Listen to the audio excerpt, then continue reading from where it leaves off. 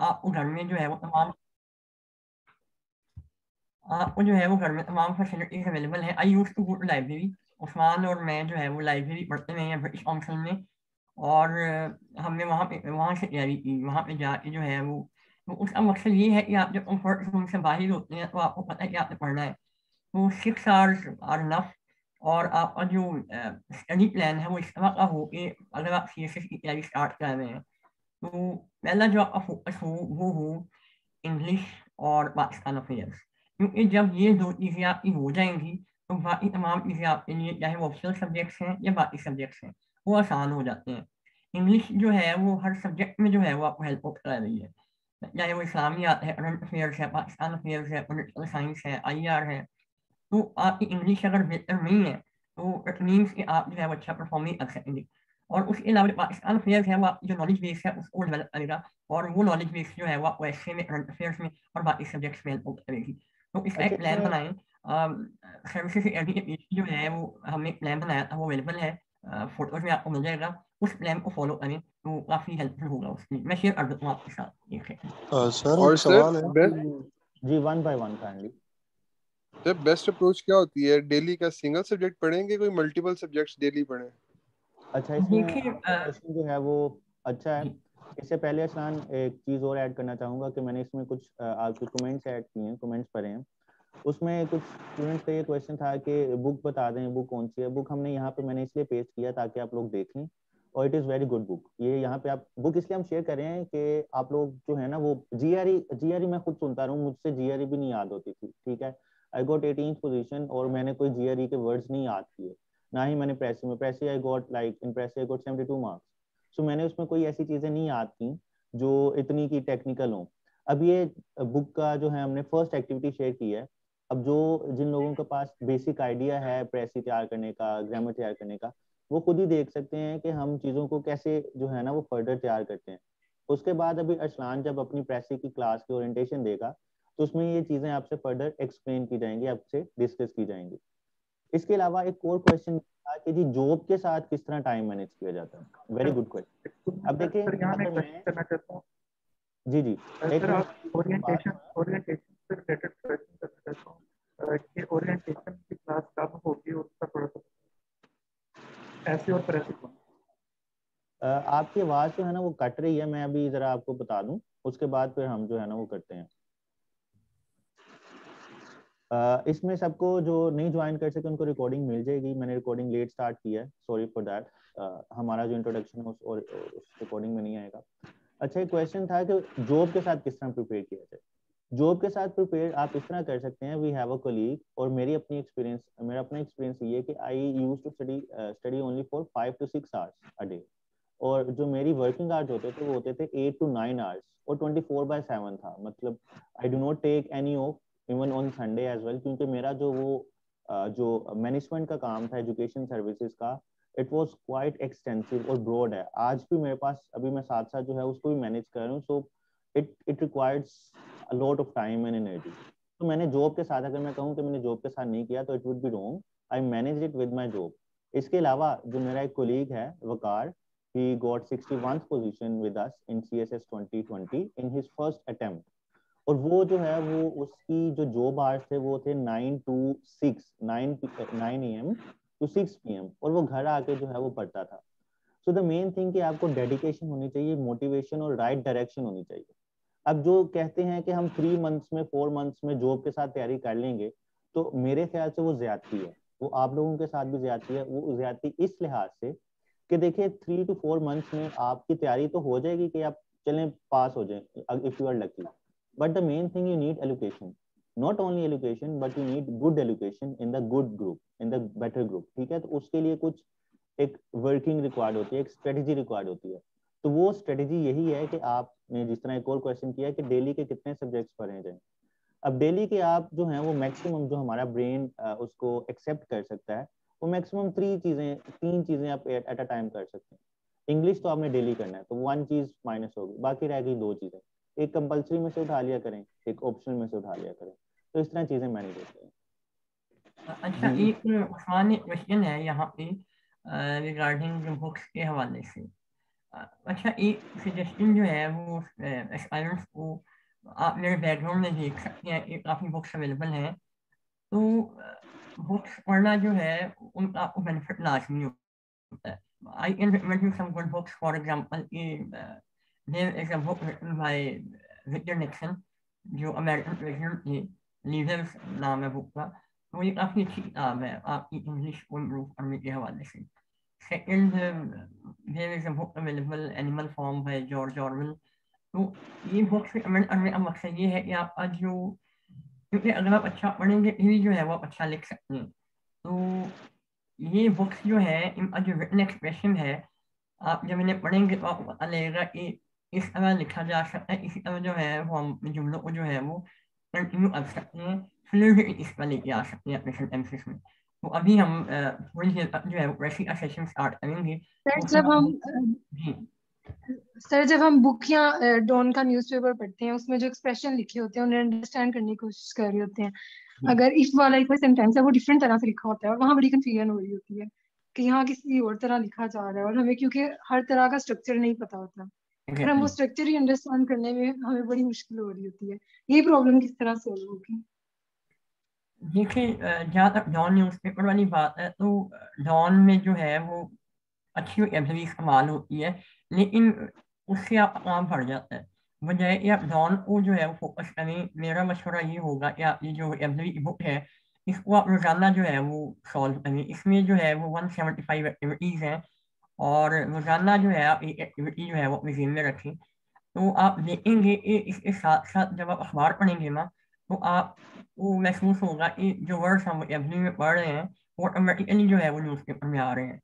तो उससे आपको जो है वो इतना मुश्किल का सामना नहीं करना पड़ेगा न्यूज़पेपर के तो हवाले से। वोकैबुलरी के अलावा अगर हम स्ट्रक्चर की बात करें, हम कोई बुक देख रहे हैं, उसमें जिस तरह स्ट्रक्चर वो यूज कर रहा है और हर जगह डिफरेंट तरह यूज हो रहा है, तो वहाँ बड़ी कंफ्यूजन हो रही होती है कि हम कौन से वाला पिक करें।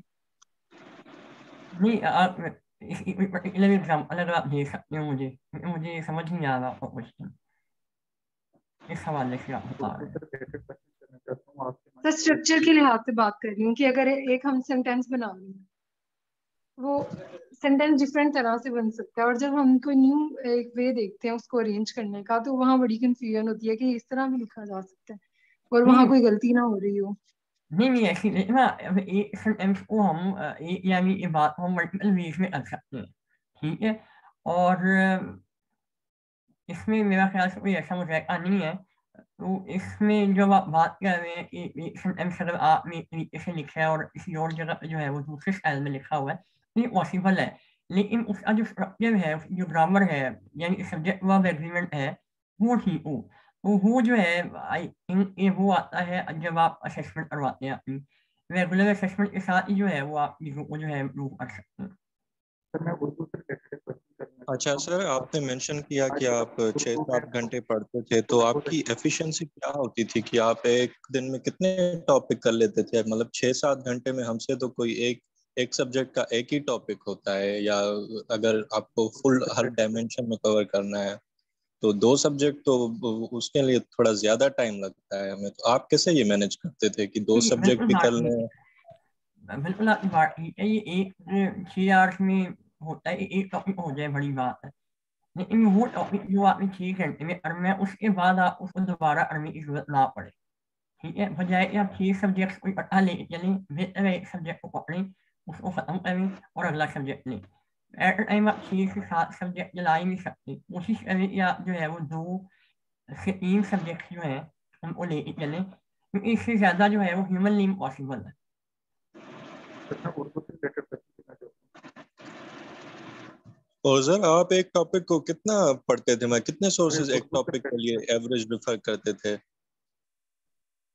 आप उनसे सब्जेक्ट के हवाले से पूछ रहे हैं, किस कोई भी सब्जेक्ट जनरली आप टॉपिक अपनी तरफ से ही सोच के बता दें कि ये टॉपिक था, मेरी इसको मैंने यहाँ से भी पढ़ा, यहाँ से भी पढ़ा, यहाँ से भी पढ़ा। मेरी ये अगर मैं कोई सवाल तैयार करने जा रहा हूँ, फॉर एग्जाम्पल कश्मीर इशू है, तो मैं देखूंगा कि उसके कश्मीर इशू के हवाले से कौन कौन से सवाल आ चुके हैं पहले।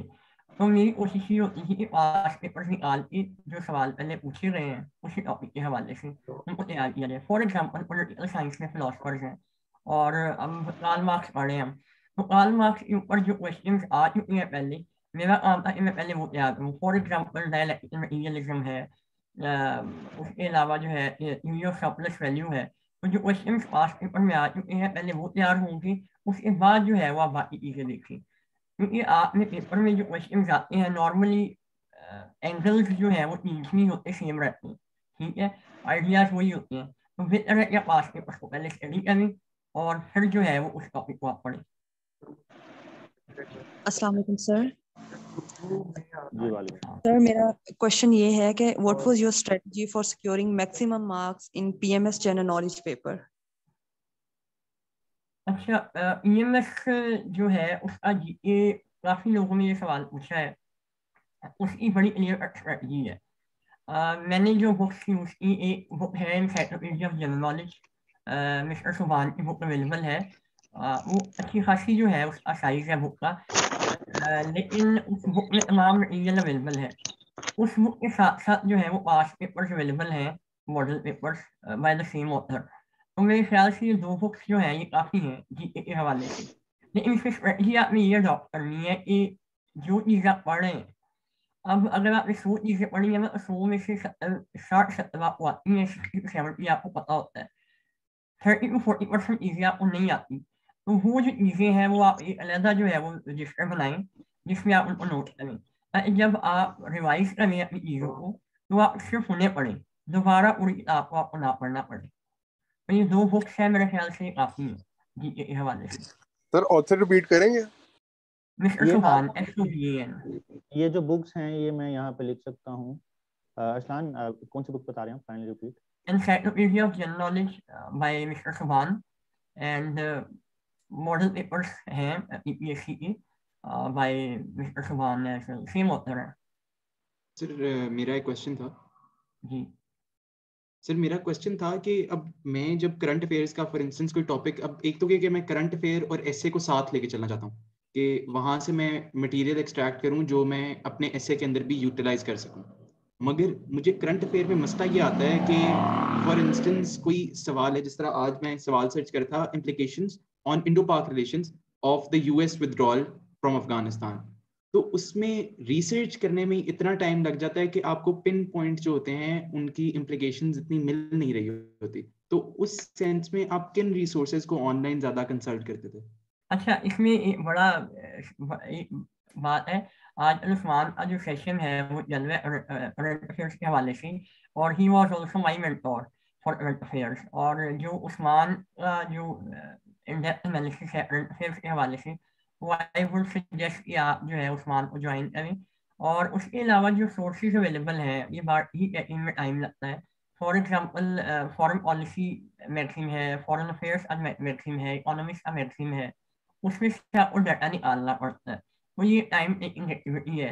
तो अच्छा, इसमें और एलिमेंट है वो ये कि आपको कुछ पेपर्स जो पाकिस्तान में पब्लिश होते हैं वो अगर आप उनको यूटिलाइज करें, for example national defence university है, उनके रिसर्च पेपर्स हैं, अगर आप वो यूटिलाइज करें। उसके अलावा मार्जला पेपर्स हैं, और उसके अलावा कुछ मैगजीन्स जो हैं वो छपते हैं प्रेस रिव्यू के नाम से, जो पाकिस्तान आर्मी जो है वो छापती है, तो वो आप यूटिलाइज कर सकते हैं, क्योंकि उसमें जो है वो आप उस एक नैरेटिव जो है वो मिल जाता है।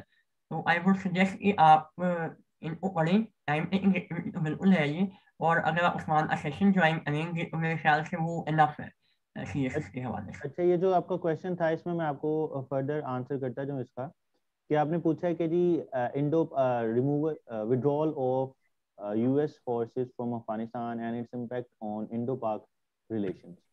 अब देखें, इसको आपको पहले ये पता होना चाहिए कि जब हम स्टडी करते हैं पाकिस्तान और अफगानिस्तान के रिलेशन या पाकिस्तान और यूएस के रिलेशन, तो उसमें हमेशा कुछ कन्वर्जिंग पॉइंट्स होते हैं, कुछ ऐसे पॉइंट्स होते हैं जो इन दोनों को साथ लेके आते हैं। फॉर एग्जाम्पल पाकिस्तान और यूएस के केस में Afghanistan is one of the factor, Afghanistan is one of your converging factor. अब जब अफगानिस्तान का मेन जो है आपके पास ट्रम्प कार्ड है, मतलब जिसकी बेस पे वहां पे स्ट्रेटेजीज को प्ले करते हैं, अब यूएस जो है वो विड्रॉ कर रहा है अफगानिस्तान से, ठीक है। अब यूएस अफगानिस्तान से विड्रॉ कर रहा है, अब आपके पास जो है वो जो मेन आपके पास एक स्वे था यूएस के ऊपर वो खत्म हो रहा है। दूसरी साइड पे आपने देखा कि पाकिस्तान और इंडिया के रिलेशंस कैसे हो रहे हैं। अब इसमें आप अगर ये स्ट्रेटजी एनालाइज करेंगे कि अफगानिस्तान का विड्रॉल से पाकिस्तान पे क्या इम्पैक्ट आएगा, और उसके साथ साथ आपको ये पता होगा कि पाकिस्तान और इंडिया में यूएस क्या रोल प्ले कर रहा है।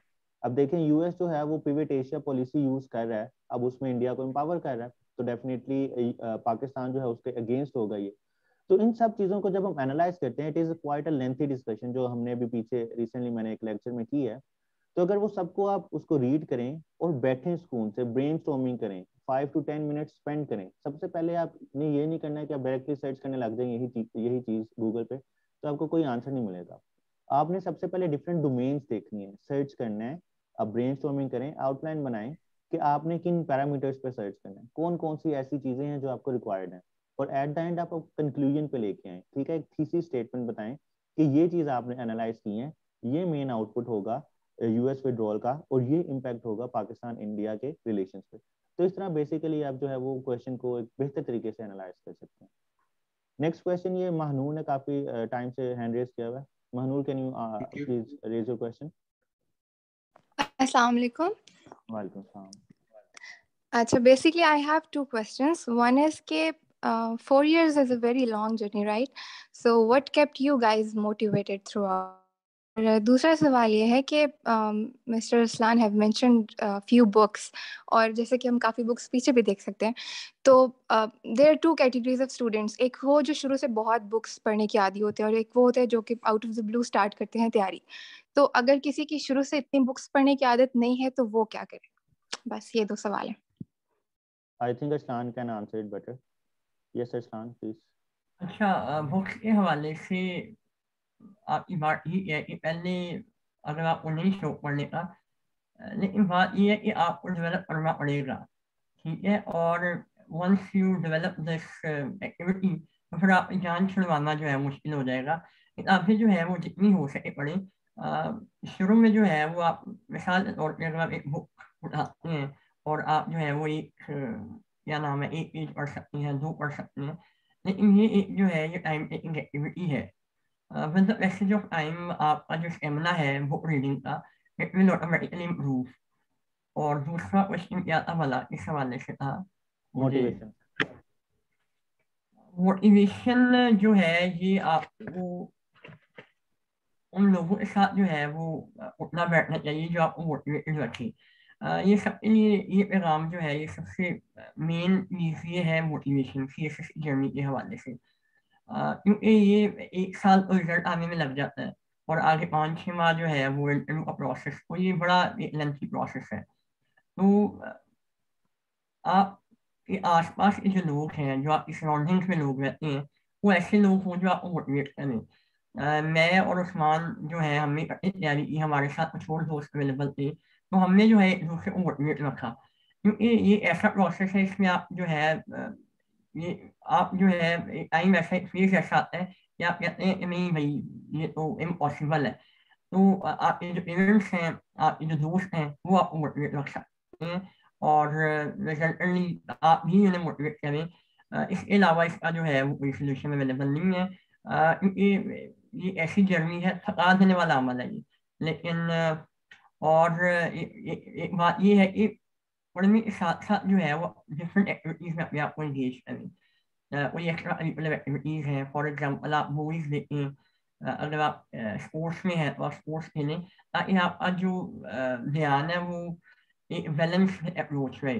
खाली अगर आप ये मैं पढ़ता रहूँ सारा दिन बैठ के, तो उससे जो है वो आपकी जो साइकोलॉजिकल स्टेबिलिटी है आपकी जो, उस पर भी जो है वो असर पड़ता है। तो बेहतर है कि आप डिफरेंट एक्टिविटीज में भी अपने आप को इन्वॉल्व रखें। अच्छा, इसके साथ मैं कुछ कंटिन्यू इसमें ऐड करना चाहूँगा कि सबसे पहले द क्वेश्चन कि आप उसको मिसअंडरस्टूड ना कर लें। हमने जो 4 साल लगाए हैं उसकी रीज़न क्या है? हमने जो तैयारी की है ना, अगर एक अटेम्प्ट की तैयारी की बात करते हैं, फॉर एग्जांपल आगे 22 की जो अटेम्प्ट आ रही है, अगर हमने तैयारी करनी होती तो हमने 6 to 7 मंथ्स जो है ना वो आपके सफिशिएंट होते हैं जब आपकी बेसिस ठीक होती हैं। बेसिस से मतलब ये है कि आपको इंग्लिश ग्रामर का पता है और आपको ऐसे के स्ट्रक्चर का पता है। अगर ये दोनों चीजें आपको पता हैं तो आप अपनी तैयारी को इजीली डायरेक्ट वे में लेके जा सकते हैं। उसके बाद हमने 4 साल क्यों लगाए? अब सुनने में तो लग रहा है कि जी 4 साल लगा लिए, 4 साल में तैयारी होती है तो हमसे तो नहीं हो सकता ये। अब इसका जो रीजन है ना वो हम नहीं है, इसका रीजन है एफपीएससी का एक लेंथी प्रोसेस।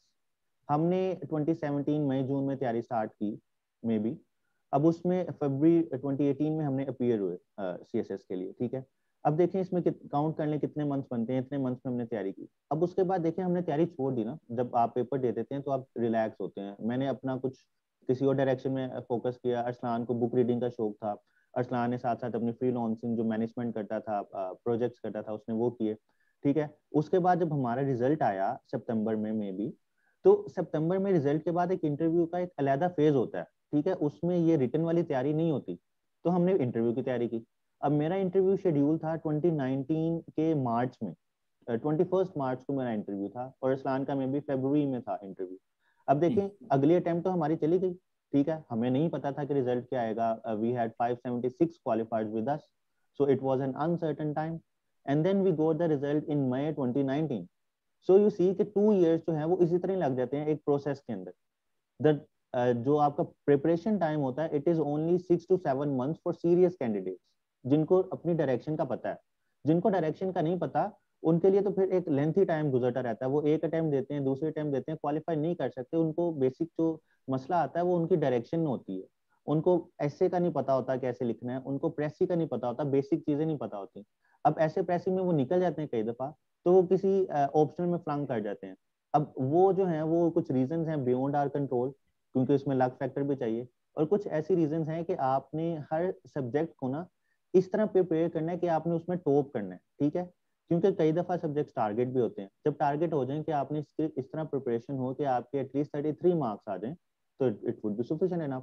फॉर एग्जांपल मेरे 2018 में यूएस हिस्ट्री टारगेटेड था, और मेरी उसकी प्रिपरेशन इस तरह थी कि जो मैं पेपर करके आया था I could secure 80+ marks in that, लेकिन उसमें मेरे सिर्फ 40 मार्क्स आए, because at that time it was targeted, ठीक है। उसकी स्ट्रेटजीज क्या होती हैं एफपीएससी की, I can not comment on that. So ये सीन सारा चलता रहता है। इसी तरह हमने 2020 की जब अटेम्प्ट दी फरवरी 2020 में, अब उसके बाद जितना टाइम स्पेंड हुआ है वो सारा एफपीएससी ने प्रोसेस में लगाया। अगर एफपीएससी 6 मंथ्स में रिजल्ट आउट कर देता और इंटरव्यू ले लेता, so instead of these 4 years हमने 2 attempt the, it would be only 2 years, ठीक है। So you don't need to think it takes 4 years and 5 years to prepare and to get these positions. No, it's not like that. It's only 6 to 7 months, but the process is laborious and lengthy, so that you need to remain motivated and directed. Next question जो है मुनीर का लेंगे। Munir, please raise your question. अस्सलाम वालेकुम sir. वालेकुम सलाम। Sir मेरा question इस उसके हवाले से ये जो सॉरी सर क्या हो गया था, जी जी आप 1 सेकंड सर। दूसरा कोई और क्वेश्चन कर ले तब तक। अस्सलाम सर। वालेकुम सलाम। जी सर। सर मेरा क्वेश्चन ग्रामर के रिलेटेड है कि हम कैसे एवेल्यूएट मतलब कर सकते हैं कि हमारे ग्रामर किस स्टेज पे। जी अस्सलाम, can you please answer it sir? अच्छा ग्रामर के लिए जो है वो मैंने पहले बुक अभी ग्रुप में शेयर भी की है, 2-3 बुक्स हैं। ग्रामर जो है वो टाइम टेकिंग प्रोसेस है। आपको जो है वो इंग्लिश को समझने के साथ साथ उससे आशनाई होना जो है उस पर टाइम लग जाता है। तो उसमें सबसे पहले तो ये है कि आप जो है वो अच्छी आपकी ग्रामर तभी बेहतर हो सकती है जब आप अच्छी बुक्स पढ़ते हैं। क्योंकि अगर इसकी एग्जाम्पल ली जाए तो अगर आप उर्दू बोलते हैं तो आपको इसमें सिखाया या पढ़ाया नहीं है, उर्दू की ग्रामर आपने नहीं पढ़ी, you know how to speak in this language. तो उसके लिए यह है कि आप अच्छी बुक्स पढ़ें इंग्लिश की। और उसके बाद जो बुक्स अवेलेबल हैं, वेलन मार्टिन की बुक अवेलेबल है, और मैंने बुक जो है वो ग्रुप में शेयर की है, प्रीमियर इंग्लिश ग्रामर। तो वो आप उन्हें पढ़ें और उसमें एक्टिविटीज अवेलेबल हैं, वो आप प्रैक्टिस करें। और इसमें सबसे ज़रूरी चीज़ जो है वो ये है कि आप अपना जो कंटेंट है जो आपने लिखा है उससे आप किसी भी टीचर से एवेल्यूएट करवाएं। क्योंकि अगर आप एवेल्यूएशन नहीं करवाते तो इम्पॉसिबल है कि आप जो है वो चीज़ों को सही तरीके से लेके चल सकें। क्योंकि एवेल्यूएशन सीएसएस के हवाले से बहुत ज़रूरी है, चाहे वो एससी है, चाहे वो प्रेसी है, या बाकी सब्जेक्ट्स हैं। आप लिख के टीचर को चेक करवाएं ताकि वो जो आपकी एवेल्यूएशन होगी उसका आपको अपनी गलतियों का पता लगेगा, ठीक है। और फिर मतलब Okay. ऐसे जो टाइम बेहतर होते जाएंगे। ओके सो एवरीवन नाउ आपसे काफी क्वेश्चंस हमने ले लिए हैं, इसके बाद फर्दर हम आपसे क्वेश्चंस लेंगे। सो इसमें जो हमने ऐसे की ओरिएंटेशन करनी थी उसमें हमने क्या डिस्कस करना है। ऐसे की ओरिएंटेशन में हम डिस्कस करेंगे कि जी ऐसे होता क्या है, ठीक है। जो क्वेश्चन थे, जो क्वेश्चन मैंने आपसे शेयर भी किए हैं ग्रुप के अंदर। सो इसमें सबसे पहले क्या होता है जी, ऐसे होता क्या है। इसमें कोई मुझे आंसर करना चाहेगा कि व्हाट इज एन ऐसे, जो आप लोग इससे परसीव करते हैं, क्योंकि आज हमारी ऐसे की ओरिएंटेशन भी है साथ साथ। सो ओरिएंटेशन में ये नहीं होगा कि मैं आपको आज पूरा ऐसे सारा कुछ समझा दूंगा, सिर्फ एक जनरल डिस्कशन होगी और उसमें मैं आपसे कुछ अपने सैंपल ऐसे शेयर करूंगा और उसमें एक स्ट्रक्चर बताऊंगा कि हम किस तरह उसको फॉलो कर सकते हैं। लेकिन उससे पहले कुछ डीकंस्ट्रक्ट करनी पड़ेंगी मिथ्स जो आप लोगों की हैं, कि ऐसे होता क्या है, क्यों बच्चे ऐसे में फेल होते हैं, ऐसे को किस तरह अटेम्प्ट किया जाए, थीसिस स्टेटमेंट क्या है, आर्गुमेंटेटिव ऐसे क्या है, डिस्क्रिप्टिव ऐसे क्या है, स्टैट्स ऐड करने हैं या नहीं करने, कितने ऐसे लिखने चाहिए, अगर हम एक थीम प्रिपेयर कर लें तो क्या ऐसे काफी हो जाएगा। इस तरह के कुछ ना क्वेश्चंस मुझे दोबारा सुनने, हर दफा सुनने को मिलते हैं। अब इसमें कुछ इस तरह के भी क्वेश्चन सुनने को मिलते हैं कि सर देखें हमने आप वाली आउटलाइन यूज की है, तो अभी मैंने उस फलां सर से एक एवेलुएट कराया तो उन्होंने मुझे फेल कर दिया। अब ये सारे क्वेश्चंस का आंसर सबसे पहले जो है मैं स्टार्ट करता हूँ। सबसे पहले मैं आपको ये बताता हूँ कि एक ऐसे है क्या, ठीक है। एक what is the difference between an essay and an article. अब आर्टिकल क्या होता है, जो आप डॉन न्यूज़पेपर में पढ़ते हैं, most of the people, most of you have like I think आप लोग स्टडी करते रहे हैं डॉन न्यूज़पेपर एंड दूसरी चीजें हैं, क्योंकि इट इज कंपलसरी। अब जब आप उसमें स्टडी करते हैं कोई भी पैराग्राफ, तो उसमें देखते हैं कि जी उसमें उसका इंट्रोडक्शन, एक स्टार्टिंग लाइंस हो रही हैं, ठीक है। मतलब कोई भी आपका आ गया, फॉर एग्जांपल आ गया है कि यूएस पाकिस्तान रिलेशंस, तो वो ऑथर जो है वो स्टार्ट करता है, पहले बिल्ड करता है कि जी Pakistan, the relations between Pakistan and US have seen a bumpy ride, ठीक है। तो ये आपने जो लाइन देखी, इसको इनकॉर्पोरेट कर दें अपने ऐसे के अंदर, ठीक है। उसके बाद उस आर्टिकल को फर्दर पढ़ते जाएं, उसके अंदर कुछ स्टैट्स इंपॉर्टेंट मिलते हैं, कुछ स्ट्रेटजीज मिलती हैं। तो उन स्ट्रेटजीज को, उन स्टैट्स को आप एक डायरी ले लें और उसके अंदर ऐड करते जाएं। तो डिफरेंस क्या है ऐसे और बेसिकली जो आपका आर्टिकल है। ऐसे ये होता है कि आपका जो टॉपिक दिया गया, for example the topic is how to improve women plight in Pakistan, very basic topic, I am not taking any difficult topic, वो हम डिकंस्ट्रक्ट करेंगे in my essay session as well. अब द क्वेश्चन इज कि how to improve women plight in Pakistan. अब इसमें question ये पूछा जा रहा है कि वुमेन की कंडीशन जो है पाकिस्तान में, उसको कैसे इम्प्रूव किया जा सकता है, ठीक है। ये आपने ऐसे इससे परसीव किया। अब आपने क्या करना होता है, दूसरी चीज आपने इस टॉपिक को डीकंस्ट्रक्ट करना होता है। डीकंस्ट्रक्ट करने का मतलब ये है कि आप इसमें देखें, इसमें मेन हेडिंग्स क्या पूछी गई हैं, मेन चीजें क्या पूछी गई हैं इससे। उसमें पूछा गया है कि वुमेन फ्लाइट सबसे पहले मेंशन है, और किधर मेंशन है, पाकिस्तान के अंदर। अब कुछ स्टूडेंट्स ये करते हैं कि जी वुमेन फ्लाइट को ओवरऑल वर्ल्ड पे ले जाते हैं, ठीक है। जब लिख रहे होते हैं तो बताते हैं कि women in all over the world they have been living in miserable conditions. तो ठीक है, एक जनरल लाइन दे सकते हैं, लेकिन अगर आपने अपने आउटलाइन के अंदर एक वुमेन की कंडीशन पूरे वर्ल्ड की बता दी, तो आप अपने टॉपिक से हट जाते हैं, बाहर आ जाते हैं। अब इसमें एक थिंग ये है कि वुमेन फ्लाइट, उसके बाद ये फर्स्ट थिंग है आपकी, सेकंड थिंग है इन पाकिस्तान, उसके बाद है how to improve women plight in Pakistan, की वुमेन की कंडीशन जो पाकिस्तान के अंदर है उसको कैसे हम इम्प्रूव कर सकते हैं। अब ये चीज आपको समझ आ गई। अब इसमें आप क्या स्टार्ट करेंगे, इसमें आप लिखेंगे, ये कुछ मैंने एक मॉडल अपने आउटलाइन लिखी हुई है, आपसे शेयर कर दी जाएंगी बाद में। अब सबसे पहले आप आउटलाइन की तरफ जाएंगे।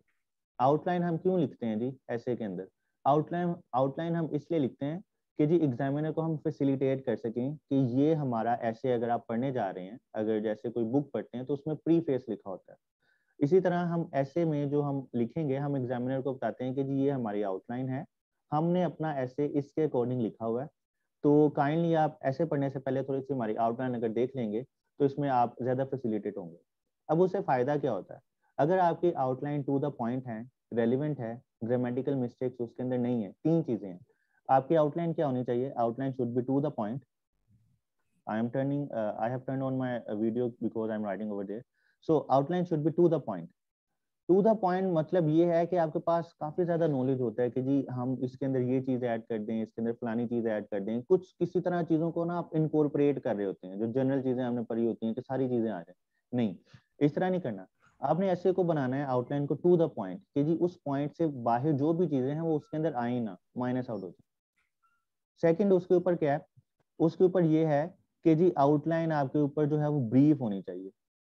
अब ब्रीफ का मतलब क्या है कि जो आपने इंट्रोडक्शन और जो आपने बॉडी पैराग्राफ्स मेंशन करने हैं वो सारे उसके अंदर आपने एक दफा मेंशन कर दिए, एलैबोरेट कर दिए, और उसके बाद इसमें जो है वो ग्रामर का मेन ख्याल रखना है, क्योंकि ये ऐसे है, ठीक है, ये कोई रिसर्च आर्टिकल नहीं है, ना ही कोई थीसिस है कि आप जो है इन चीज़ों को ओवरराइड कर सकते हैं। नो, आपकी जो आउटलाइन है उसके अंदर ग्रामेटिकल मिस्टेक्स नहीं होनी चाहिए।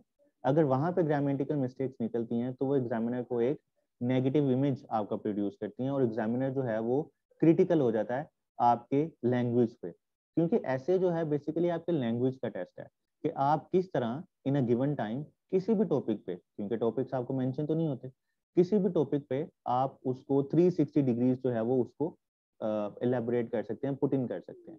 तो ये पर्पस होता है ऐसे का, बेसिक होता है ऐसे, इसमें कोई मुश्किल नहीं होती चीज, इसके अंदर कोई फिलॉसफी नहीं आपने डालनी, ठीक है, ना ही इसके अंदर कोई आपको अगर कोई कहता है कि मुझे कोटेशंस नहीं याद, so there is no need to add quotation. ऐसे सिर्फ पूछा हुआ आपका अपना व्यू क्या है उसके अंदर, उसने ये नहीं पूछा कि जी इसके अंदर कोटेशन आप डालो कि फलां का व्यू क्या है, नहीं, आपने सिर्फ अपना व्यू बताना है उसके अंदर, बेसिक रखनी है। अब उसके बाद जैसे हमारी ये आउटलाइन थी कि वुमेन फ्लाइट इन पाकिस्तान क्या है, कि वुमेन कंडीशन, तो सबसे पहले आप उसको ये बताएं कि यहाँ पे वुमेन की जो कंडीशन है वो डिटीरियोरेटेड है, वुमेन जो है वो एक जबू हाल का शिकार है, उसमें मिजरीज हैं वुमेन को इन्फ्लिक्ट कर रही है पाकिस्तान में, तो वो क्या क्या है उसको आप बताएंगे। तो इसके लिए जो मेरा एक जो थिंकिंग पैरामीटर्स होते हैं ना, किसी भी चीज को सोचने के लिए, किसी भी मसले को सोचने के लिए, उसके कुछ डिफरेंट पैरामीटर्स होते हैं। आप उसको सोशल एस्पेक्ट पे सोचते हैं कि जो वुमेन के मसाइल हैं, अगर किसी से भी पूछूं कि वुमेन के मसाइल क्या हैं, अब आपको अगर ये पैरामीटर्स नहीं पता तो आप सोचेंगे अच्छा वुमेन जो है वो एजुकेशन में खराब है, अच्छा वो अनएम्प्लॉयमेंट का मसला है, अच्छा फिर उसमें पॉवर्टी का मसला है। तो ये जो है रैंडम थॉट्स आ रहे होते हैं आपके। अब इस रैंडम थॉट को हम जनरलाइज कैसे कर सकते हैं, स्ट्रीमलाइन कैसे कर सकते हैं? द फर्स्ट थिंग कि आपके जो थिंकिंग पैरामीटर्स हैं, you need to define these thinking parameters. Further हम इस पर एलैबोरेशन जब हम अपने ऐसे के सेक्शन स्टार्ट करेंगे उसमें करेंगे, लेकिन ओवरऑल मैं आपको क्वेश्चन इसमें बता देता हूँ कि कुछ थिंकिंग पैरामीटर्स दो तरह के होते हैं। एक होते हैं क्वेश्चन टाइप, कि आप उसमें ना अपने माइंड पे क्वेश्चन रेज करते हैं कि जी हाउ, वेयर, व्हेन, ठीक है, इस तरह के क्वेश्चंस रेज करते हैं।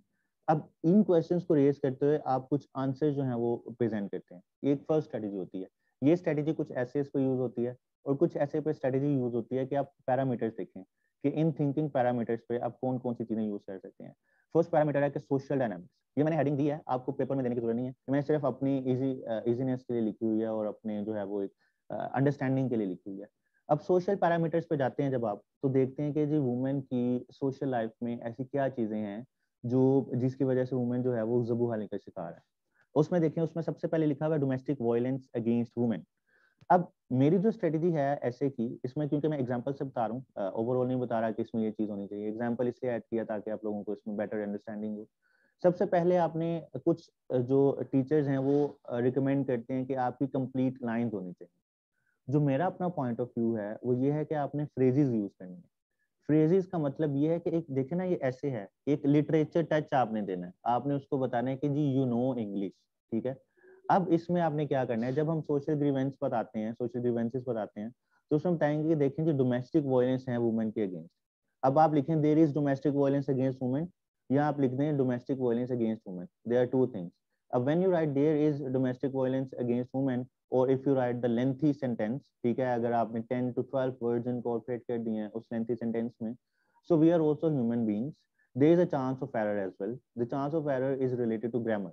So when you write the lengthy sentence and there is a grammar mistake in your lengthy sentence, so it means that the examiner will highlight that grammar mistake at the start of your essay, and it will give a wrong perspective of your grammar skills. जब ये grammar minus हो जाती है तो आपको 40 score करना बहुत difficult हो जाता है। सो अगर आपने 40 स्कोर करना है, क्योंकि ऐसे में बेसिक टारगेट ही 40 होता है, मैंने आपको ये नहीं बताना है कि आपने टॉप करना है ऐसे के अंदर, वो आप करंट अफेयर में कर लें या जनरल साइंस एंड एबिलिटी में कर लें या अपने ऑप्शंस में कर लें। अगर आपने ऐसे के अंदर टॉप करना है तो इसकी तैयारी आपने नहीं करनी है, आपने ये अपने माइंड में रखना है कि यू नीड 40 मार्क्स, और उसको ईजिली आप ले सकते हैं when you get your basis right. Basis का मतलब क्या है कि आपने ग्रामर ठीक रखनी है। जब आपकी पूरे ऐसे के अंदर आउटलाइन और इंट्रोडक्शन और बेसिकली कंक्लूजन, बॉडी पैराग्राफ के अंदर कुछ चीजें चल जाती हैं, because we are humans and no one is perfect, ठीक है, जो ग्रामर जिसको पूरी भी आती है और जो ग्रामर पढ़ा भी रहा है उससे भी कुछ मिस्टेक्स चांसेस होते हैं कि निकल आती हैं, क्योंकि ये हमारी फॉरेन लैंग्वेज है, अपनी लैंग्वेज नहीं है। उर्दू में भी हमसे मिस्टेक निकल आती हैं। So when you get these 3 things right, introduction, your outline and your conclusion, and there is no grammar mistake, so it means that you can get 40 marks easily, but provided these 3 things, okay, your outline and your introduction is to the point and brief, and then there is a correct grammar, and then you can easily get 40 marks. अब इसमें 2020 में देखें mostly जो toppers हैं हमारे उनके 40 marks हैं, so it means that we need 40 marks, we don't need to top it. So the one who is using annotation, please stop it. अब उसके बाद देखते हैं कि जो डोमेस्टिक किलिंग में जाते हैं, देखिए ऑनर किलिंग है और ग्रोटेस्क मैनर्स। अब इसमें देखेंगे हमने वोकैबुलरी यहाँ पे यूज किया है। अब ये वोकैबुलरी जो है ये वही बुक जो मैंने मेंशन की थी उसके अंदर यूज हुई थी, और मैनेस ये आपका दोबारा जो है वो प्रॉब्लम की जगह हमने मैनेस यूज कर लिया। तो इसमें वोकैबुलरी आप इजीली इनकॉर्पोरेट कर सकते हैं अगर यहाँ पे फ्रेजल वर्ब्स हैं, फ्रेजल फॉर्म में यूज कर रहे हैं। उसमें बताएंगे कि देखेंगे स्टैट्स है आपका। अब स्टैट्स कहाँ से लिया है, स्टैट्स इनकॉर्पोरेट करें, डॉन यूज रीड करें या डिफरेंट आप मैगजीन यूज करें पढ़ते हैं तो उसमें आप जो है वो स्टैट्स इनकॉर्पोरेट करते हैं, तो इस तरह हम स्टैट्स इनकॉर्पोरेट करते हैं। अब उसके बाद देखिए यहाँ पे उबिक्विटस सेक्सुअल हैरेसमेंट। अब यहाँ पे अगर आप लिखते थे sexual harassment, okay, it conveys the message, but when you write ubiquitous it means that it is prevalent, it is everywhere, so this is your adjective as well. So as I mentioned in the start of the session कि हमने adjectives को भी use करना है, हमने adverbs को भी use करना है।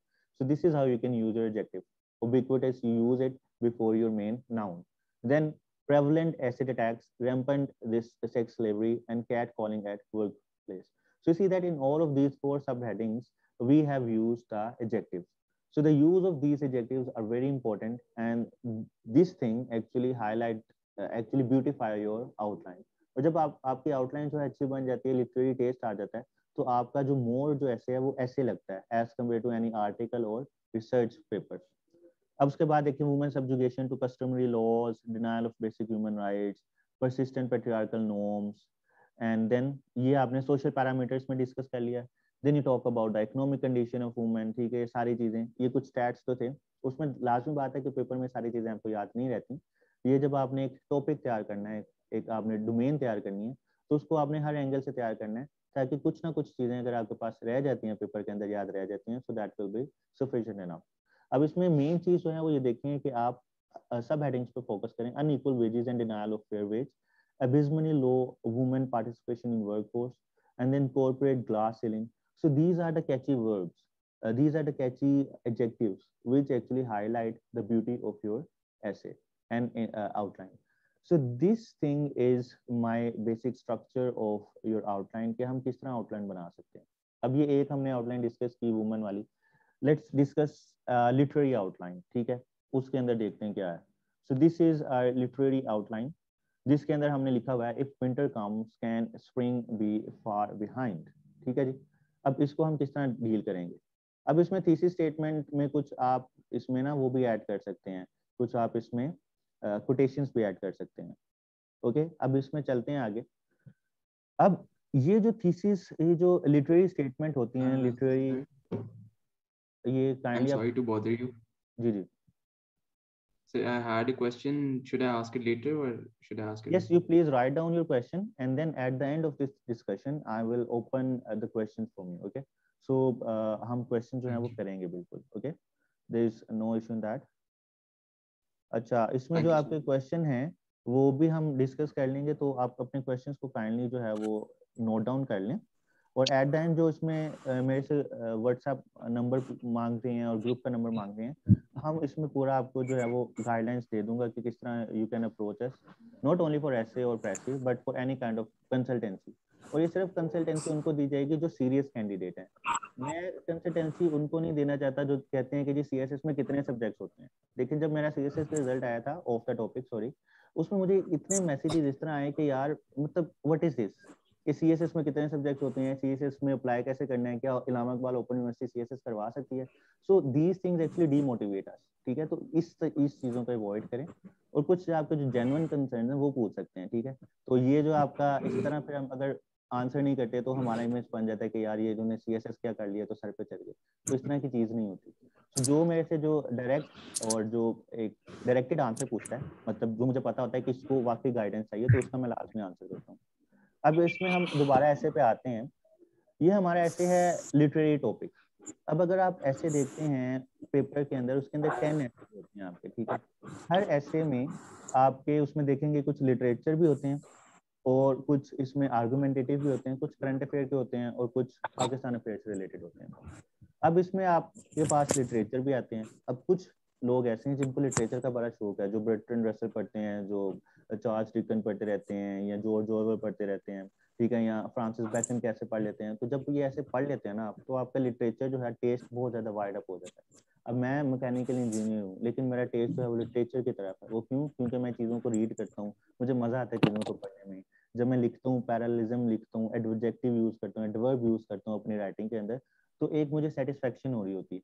जब आपके अंदर से ये सेटिस्फेक्शन आती है ना कि आप सेटिस्फाई हैं, आप इसमें से सेटिस्फाई हैं कि आप 40 मार्क्स आएंगे, जब आपको ये पता है तो अब आपके आ जाएंगे। जब आप कहते हैं कि यार पता नहीं आएंगे या नहीं आएंगे, तो फिर उसमें एग्जामिनर भी ये कहेगा कि क्या मैं इसको दूं या ना दूं। अब इसमें दोबारा चलते हैं जी। If winter comes can spring be far behind. So winter का क्या मतलब है जी? What does winter. अब ये है लिटरेचर टॉपिक। लिटरेचर टॉपिक की न्यूमरस जो है ना वो डायमेंशन हो सकते हैं, इट्स अप टू यू। लेकिन लिटरेचर टॉपिक वही अटेम्प्ट करेगा जिसने पहले प्रैक्टिस की होगी लिटरेचर टॉपिक्स को अटेम्प्ट करने की, और इसमें बहुत अच्छे मार्क्स आते हैं। इसमें even students can score 60-70 plus as well, ठीक है। अब इसमें थीसिस स्टेटमेंट को आप इग्नोर करें। अब इसमें जाएं कि हमने सबसे पहले डीकंस्ट्रक्ट करना है ना, जैसे आपको बताया कि डीकंस्ट्रक्ट कैसे किया जाए। सबसे पहले डीकंस्ट्रक्ट करेंगे कि व्हाट डज विंटर मीन, कि विंटर क्या होता है, ठीक है। What does winter reflect.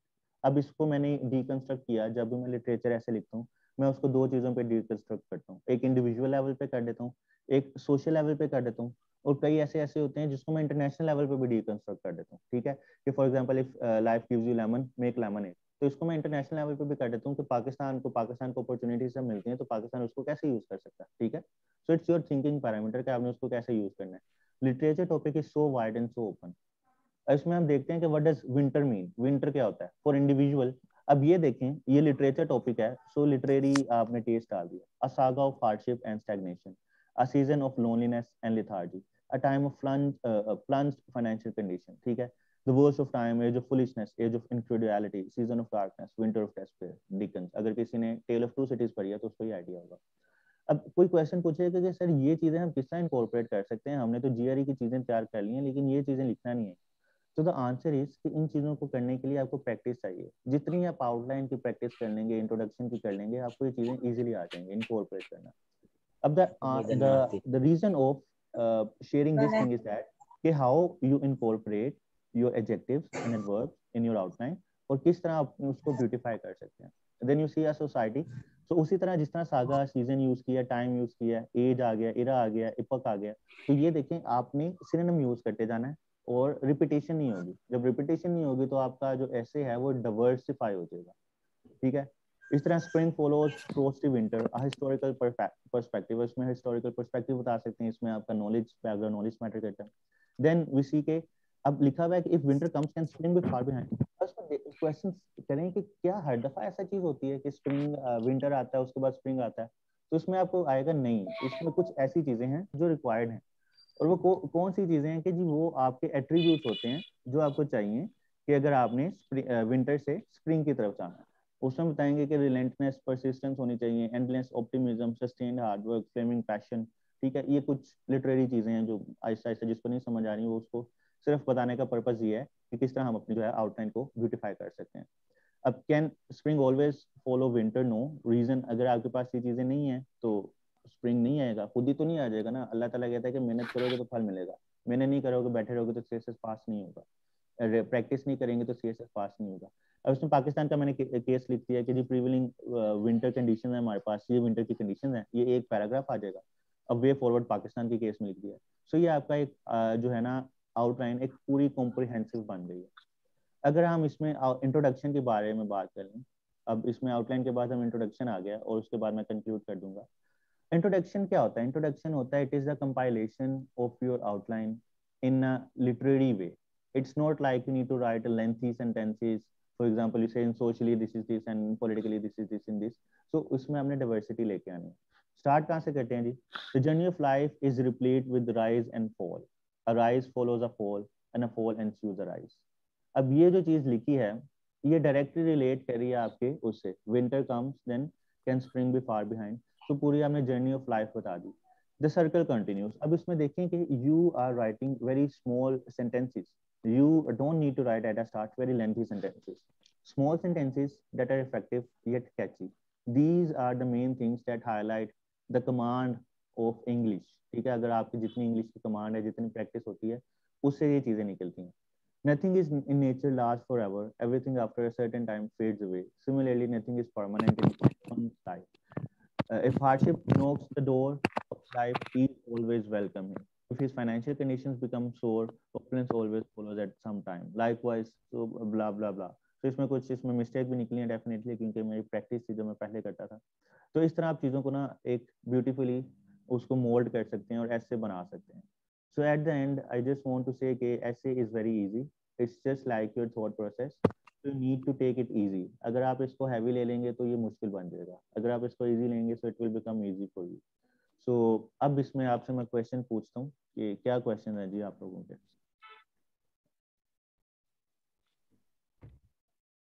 अच्छा उस्मान, यानी add something? Yes, yes, please. अच्छा जी, ऐसे ये हवाले से एक मेरे जो I would like to add my 2 cents here कि एक एग्जांपल है मेरे पास कि अगर आप किसी की खूबसूरती तारीफ करते हैं, किसी की ब्यूटी की जो है वो तारीफ करते हैं, तो उसको करने के जो है वो डिफरेंट मेथड्स हैं, ठीक है। और ये शेरिडन एक इंग्लिश राइटर है, तो उसकी लाइन है, अगर आप जल्दी से सुने, Will you come into my garden? I would like my roses to see you. Will you come into my garden? I would like my roses to see you. अब यानी अब मकसद ये है कि आप बात इस तरह करते हैं, आपका जो लिखने या बोलने का स्टाइल है वो इस तरह है, तो ऐसे जो है वो टोटली डिपेंडेंट है आपके रिटन एक्सप्रेशन के ऊपर। अब ये जो लाइन मैंने अभी बोली है इसमें बात उसकी खूबसूरती की कर रहा है, लेकिन जो कहने का स्टाइल है वो डिफरेंट है। वो जो रिटन एक्सप्रेशन है वो आपका सबसे ज़्यादा ज़रूरी है, वो आएगा अच्छी बुक्स पढ़ने से, अच्छे आर्टिकल्स पढ़ने से, और फिर वो स्टाइल आप इनकॉर्पोरेट कर सकते हैं अपनी राइटिंग के अंदर। दैट्स ऑल जी। अब आप लोग क्वेश्चन काइंडली रेज कर लें अपने जो भी हैं। सर मेरा एक क्वेश्चन था। जी जी सर मैंने वो क्वेश्चन पूछना था जिस तरह how to improve women plight in Pakistan आप अपनी आउटलाइन दिखा रहे थे, जी जी। उसमें लाइक आप जो वुमेन प्लाइट इन पाकिस्तान है, जो आपके पॉइंटर्स थे नीचे, like for instance domestic violence के नीचे आपके थे honour killing, sexual harassment, acid attacks, तो लाइक हम इंडिविजुअल पैराग्राफ्स में उनके ऊपर आप एक्सपैंड जो है करते वो रहे। कर सकते हैं। हाँ ये क्वेश्चन है। अब देखें आपने सोशल अगर ग्रीवेंस लिखी है, डोमेस्टिक वायलेंस लिखे हैं, तो डोमेस्टिक वायलेंस एक पैराग्राफ होगा इन पूरी चीजों पे। इस पे अगर आप सेपरेट पैराग्राफ बनाते रहेंगे दैट विल बी हेक्टिक, और वो आप उसमें रिपीटेशन हो जाएगी, तो वो नहीं हमने करना। हमने सिर्फ इस पे एक पैराग्राफ लिखना है, और वो मेरे ख्याल से इतना ब्रॉड पैराग्राफ बन जाता है कि आप उसमें ना उसमें डिफरेंट इसमें चीजें होती हैं जो आपने ऐसे के अंदर इनकॉर्पोरेट करनी। आपने उसमें अपना नैरेटिव डालना होता है, आर्गुमेंट्स डालने होते हैं, ठीक है, डिस्क्रिप्शन डालनी होती है, तो कुछ इसमें डिफरेंट वेज हैं जो आप हर पैराग्राफ के अंदर ना हर पैराग्राफ को डिफरेंट तरीके से लिख सकते हैं। तो जब हम देखेंगे सेशन में, ऐसे सेशन में, तो उसमें देखेंगे कि कितनी टाइप्स के पैराग्राफ्स हैं और उसके एग्जांपल्स कैसे हैं और किस तरह आप लिख सकते हैं। तो यही चीज बेसिकली मैंने आप लोगों को सिखानी है। इसके अलावा कोई क्वेश्चन? एक और क्वेश्चन। जी जी सर मैंने पूछना था, फॉर इंस्टेंस मैं कोई आर्टिकल पढ़ रहा हूँ, तो दिन में आर्टिकल तो 2-3-4 दिन में पढ़ ही लेते हैं, मगर उसको आप रिटेन नहीं कर पाते, या उसको आप वो नहीं कर पाते कि उस चीजें आपको याद रहें, या तो उसका क्या तरीकेकार है कि आप फॉर इंस्टेंस क्या रिकमेंड करते हैं, क्या रूटीन होनी चाहिए फॉर एन एसे, और एसे और करंट अफेयर्स को साथ साथ लेके चलते हुए आप कोई थीम भी प्रिपेयर करते हो और आप उसको रिटेन भी करते हो? अच्छा, इसके लिए मैं आंसर आपको देना चाहूंगा कि इसके लिए मैंने अपने करंट अफेयर सेशन में भी सबसे पहले जब स्टार्ट हुआ था तो उसमें ये बताया था कि जी आप लोगों ने ना डायरीज बनानी है, ठीक है, 3 डायरीज होंगी आपकी। एक डायरी में आपके होंगे स्टैट्स, ठीक है, जो आपको न्यूज़पेपर से मिल रहे हैं, और उसको जब तक नहीं लिखेंगे वो भूल जाएंगे, और वो लिखने हैं जो रेलिवेंट हो। इतने लेंथी लेबोरियस नहीं लिखने के पूरी रिपोर्ट आ गई है हर एक को लिखने बैठ जाए, नहीं, जो मेन मोटी मोटी चीजें जो आपको लगता है कि आप याद कर सकते हैं वो। दूसरे में आपने लिखनी है एक्सप्रेशंस। अब एक्सप्रेशंस क्या होते हैं? फॉर एग्जांपल कोई आपको अच्छा आर्टिकल लगा है, उसकी फर्स्ट जो इंट्रोडक्शन लाइन है ना वो बहुत ही इंप्रेसिव है। आप समझते हैं कि इस चीज को हम किसी और ऐसे में भी यूज कर सकते हैं डेफिनेटली। तो हम तो नहीं खुद प्रोड्यूस कर सकते हैं, मतलब हमारी इतनी मास्टर स्किल्स नहीं आई कि हम इस तरह की लाइंस खुद लिख सकें। तो आप वो एक्सप्रेशंस को ना एक्सप्रेशन डायरी के अंदर नोट कर दे रहे हैं, उसको हेडिंग दे दें। फॉर एग्जांपल ये जो है ना ये डेमोक्रेसी से रिलेटेड आ सकता है, तो उसके ऊपर हेडिंग दे दें कि डेमोक्रेसी से रिलेटेड है, उसमें ये आर्टिकल आ गया, उसमें लाइंस आ गई, बेसिकली पूरी की पूरी लाइंस लिखी। इस तरह आप हेडिंग देंगे दे दें कि वुमेन से रिलेटेड लिख दें। इसी तरह कोई इंटरनेशनल टॉपिक पे आ गया उस पर लिखें। ये आपकी सेकंड डायरी डायरी होगी जिसपे आप करेंगे एनालिसिस, तो होगा करंट अफेयर के लिए। उसमें क्या करेंगे? फॉर एग्जांपल अगर उसमें 1991 का वाटर रिकॉर्ड आ गया है, ठीक है, रिसेंटली मैंने जब न्यूज़पेपर पढ़ा था 4-5 दिन पहले, तो वाटर रिकॉर्ड के बारे में था, तो वो आपको पता है कि पाकिस्तान अफेयर का टॉपिक है कि इंटर प्रोविंशियल डिस्प्यूट्स हैं वाटर के, आ सकता है बर्निंग टॉपिक है। तो आपने क्या किया? डॉन से उसको रीड किया, उसका पूरा analysis A to Z history उसकी स्टडी की जहां से भी, और उस पे जो है वो क्राइसिस क्या है, ठीक है, इसका सोल्यूशन क्या है, का टॉपिक है। तो इस एनालिसिस डायरी के अंदर डिफरेंट सेक्शन बना दें, डोमेस्टिक के अलग, ठीक है, और जो इंटरनेशनल इश्यूज हैं उसके अलग। डोमेस्टिक में एक वाटर का इशू है, ठीक है, वाटर का इशू है, उसके ऊपर आपने 5 से 6 पेजेस रख दिए कि जी जो न्यूज़पेपर के अंदर वाटर से रिलेटेड चीज आएगी वो मैंने इसको इसके अंदर डाल देनी है, जो हेल्थ से रिलेटेड आएगी मैंने उसको इधर डाल देनी है, जो इकोनॉमी से आएगी उसको मैंने इकोनॉमी के अंदर लिख देना है। इसी तरह इंटरनेशनल में यूएस पाकिस्तान से रिलेटेड चीज आई है, उसको यूएस या पाकिस्तान का सेक्शन है यूएस पाकिस्तान रिलेशन, उसके नीचे डाल दें। उसके नीचे आप वो डाल दें कि किसी की क्या स्टेटमेंट दी है। और इसका फायदा ये तब होता है जब आप पेपर से पहले पढ़ते हैं, अपनी चीजें पढ़ते हैं। आप किसी के नोट्स ले लें बने बनाए तो आपको नहीं याद रहते, आप भूल जाएंगे पेपर में जाने से पहले। जो अपने बनाए होंगे वो आपको याद रहेंगे, रिकॉल हो जाएंगे इजीली। और आपने इसको चेक करना है कि आपकी जो डायरीज बन रही हैं वो ठीक बन रही हैं या नहीं। एक हफ्ते में चीजें लिखें, at the end of 1 week you revise these things, कि आप देखें कि कौन सी चीजें आपको रिटेन हो रही हैं, जो लग रही है कि रिटेन नहीं हो रही वो नेक्स्ट टाइम उसको इंक्लूड ना करें।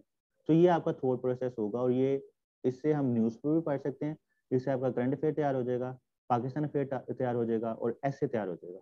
जी, इसके अलावा क्वेश्चन? थैंकफुली मैं आपकी करंट अफेयर वाली क्लास में हूँ, तो मैं ये फॉलो कर रहा हूँ आपकी रूटीन। और बस अभी मैं यही बस एक मेरा वो था कि जो स्टेटिस्टिक्स वाली बुक होती है, जो नोटबुक है, उसके अंदर भी हमें डिविजन्स करनी चाहिए, या फिर जिस तरह अभी फॉर इंस्टेंस एजुकेशन पे एक रिपोर्ट आई थी यूनिसेफ की, तो उसको मैंने फिर एजुकेशन के अंदर कुछ फैक्ट स्टेटिस्टिक्स लिख दिए कि टेक्नोलॉजिकल गैप जो है वो किस वजह से, मगर हम उसको उसके अंदर भी डिविजन्स करें, या उसके अंदर हमें कहीं से भी कोई फैक्ट मिल रहा है तो हम लिखते हैं बस? नहीं, उसको डिवीजन करेंगे तो ज्यादा बेहतर होगा ना आप लिख के लिए, क्योंकि फिर वो उस चीजों को कंपाइल करना मुश्किल हो जाता है, जंबल अप हो जाएंगे। जी। इसके अलावा कोई ऐसे से रिलेटेड क्वेश्चन हो तो वो कर ले। यस सर, मेरा क्वेश्चन ये है कि ये ऐसे में ना जो टॉपिक लिटरेरी टॉपिक है, मुझे पर्सनली वो लिखना बहुत इजी लगता है और उसका मुझे स्पेक्ट्रम भी समझ आ जाता है। लेकिन एक चीज़ जो मुझे हमेशा एक वरी सी रहती है वो ये है कि जैसे अब कुछ स्टेटमेंट्स हैं, पास्ट पेपर्स में भी आती हैं, जो भी लिटरेरी स्टेटमेंट आती है वो हमेशा किसी की सेइंग होती है, कोई कोटेशन होती है, या इस तरह होती है। तो क्या हमें ये जानना जरूरी होता है कि वो सेइंग किसकी है, वो कोटेशन क्या है, और उस कोटेशन का बैकग्राउंड क्या है? जैसे एक फ्रीडम ऑफ स्पीच पे टॉपिक था। हाँ, आपकी जी बात सर। क्यों नहीं, इसकी बिल्कुल जरूरत नहीं होती। वो ऐसे में ये नहीं पूछते कि आपने इसकी हिस्ट्री बतानी, वो ये पूछते हैं कि जी ये लिटरेरी टॉपिक है, आपको इससे क्या समझ आई है, ठीक है, आपने इस पर बताना है अपना स्टांस है, आपको नहीं पता, no issue.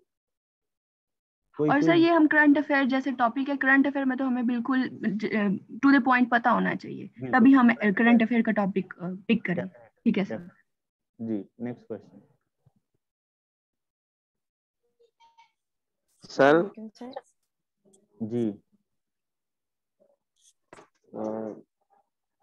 Sir may I ask? जी, आप kindly 2-3 questions I will take more, और उसके बाद प्रैक्टिस स्टार्ट करें।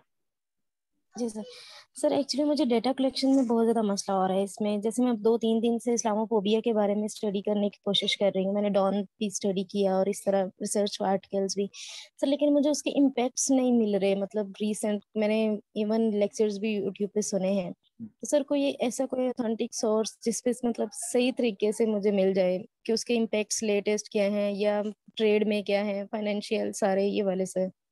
नहीं, इस तरह सर नहीं इसमें मुझे होता, बहुत मसला होता है जब भी मैं डाटा कलेक्ट करती हूँ। इस तरह तो नहीं हो सकता कि आपको कोई इस तरह की चीज मिल जाए जिसमें सारा कुछ हो। मुख्तलिफ सोर्सेज होते हैं। अब जो मेरी इस्लामोफोबिया की आप बात कर रहे हैं ना, जी मैं इसमें जी आपको सर। बता रहा हूँ। अब जिस तरह मैं अपना एक्सपीरियंस बताऊं कि मैंने तो करंट अफेयर 2 साल पहले तैयार किया था, अब जो मैं दोबारा एक्सपीरियंस कर रहा हूँ करंट अफेयर की क्लासेस को पढ़ाने से पहले, अब मेरा पूरा दिन लग जाता है प्रेजेंटेशन और स्लाइड्स बनाने पे। अब उसमें मेरा एक सोर्स नहीं है, इतनी मल्टीपल उसमें टैब्स मेरे ओपन होते हैं, कोई इस जगह से स्टैट्स आ रहा है, कोई इस जगह से आ रही है, कोई इस जगह से आर्गुमेंट आ रहा है। So it is an quite hectic and laborious procedure. अब इसमें वही कर सकते हैं जिसके पास सैंपल टाइम है आपको देखने के लिए। आपको नई चीजें मिल रही है, ठीक है, जो इनफ मिल गई है ना इन्फॉर्मेशन, आपका 2-3 जी पेजेस का सर। बन गया है, वही इनफ है आपके लिए, आप जी उसको सर। रिटेन कर लें। अगर आप 10 to 12 पेजेस का बनाएंगे ना तो रिटेन नहीं रहेगा। उसका फायदा क्या होगा आपको, ये होगा कि चलिए जी आप खुश हो जाएंगे कि मैंने चीजें कर ली हैं, लेकिन 1 वीक 2 वीक्स बाद देखेंगे अपनी ही चीजें तो इतनी ज्यादा लगेंगी कि आप कहेंगे नहीं ये तो मेरे से तैयार नहीं होना, रिटेन नहीं रहना। आपने उधर जाके इंटरव्यू नहीं देना कि डिस्कशन हो रही है जी मेरी और आपकी, इसमें बताएं।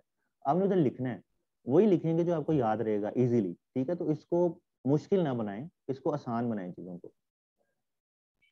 सर मैं जब लिखती हूँ तो मुझसे लेंथी सेंटेंसेस लिखे जाते हैं और मुझे तकरीबन 4 से 5 घंटे लग जाते हैं एक ऐसे लिखने में। तो सर ये इसको ऐसा कैसे ऐसा मैनेज होता है, किया सर? इसको तब भी होगा जब आपको पेनल्टी पड़ेगी, जब आपके ऊपर कोई बैठेगा आपको गलत करके देगा कि जी ये मैंने चेक ही नहीं करना, तो आपको खुद ही मोटिवेशन आएगी कि मैंने उसको सीधा करना है, ठीक है। अब जब मैं करता था, मैं अरसलान से चेक करवाता था, अरसलान मुझे चेक करता था, तो हमारी ये कोशिश होती थी कि उसमें कोई मतलब हम एक दूसरे के एनिमी बन जाते थे, इस तरह हम चेक करते थे कि गलतियां निकालें। लेंथी सेंटेंस हमारे लिए बिल्कुल जो है ना वो एक ब्लेंडर होते थे। तो आपने खुद ही कोशिश करनी जी है, सर। इसके लिए आप रीड करें। आपने ये देखे ना, अब जब फॉरेन ऑथर्स रीड करते हैं, उनके आर्टिकल, उनके जो बुक्स रीड करते हैं, उसमें तो लेंथी सेंटेंस है, लेकिन हमारी उन जैसी एक्सपर्टीज नहीं है, ना ही हम उसमें इंग्लिश में मास्टर हैं, तो हमने छोटे छोटे जी सेंटेंस, सर। तो उसको कोशिश किया करें, देखा करें कि कहीं आपको नजर आ गया छोटा सेंटेंस, उसमें देखें कि उसने इस बात को कैसे कर दिया और उसको रिप्रोड्यूस किया करें। ये मेन चीज होती है। अब last question please. Sir last question please. Sir जी लास्ट क्वेश्चन। सर अभी आपने एक्सप्रेशन के हवाले से बात की कि उसके लिए सेपरेट डायरी बनाएं और जो सेंटेंसेस आपको पसंद आए एक्सप्रेशन के हवाले से वो उसमें नोट करें, फिर उसको याद करें।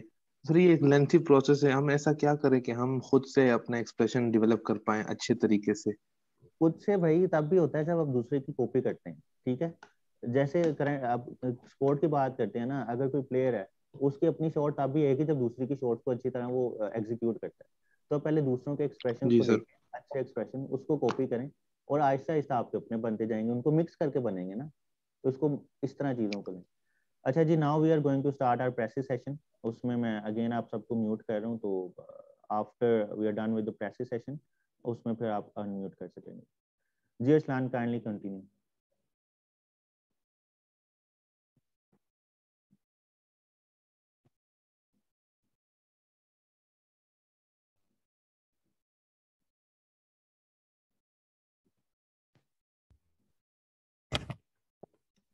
जी एम आई ऑडिबल, आवाज आ रही? जी आवाज आ रही है जी? अच्छा, पहला जो मेरा क्वेश्चन है वो आप सबसे ये है कि जो प्रेसी आपको स्क्रीन के ऊपर जो है वो नजर आ रहा होगा लिखा हुआ, नजर आ रहा है। इज इट प्रेसी और प्रीसाइज? कौन सा वर्ड ही है इनमें से? अगर आप ये आवाज आ सके मुझे। The word is प्रेसी, ठीक है। अस्लान, आई हैव म्यूटेड एवरीवन, ये तो अगर आप कहते हैं तो अनम्यूट का ऑप्शन दे दूं मैं? दे दें ताकि मैं इनके साथ जो है वो ऑर्डर कर सकूं easily. So participants can unmute themselves. Sir precise ठीक है। प्रिसाइज। प्रेसी वर्ड ठीक है। दोनों ठीक है। सर प्रेसी सर वर्ड है।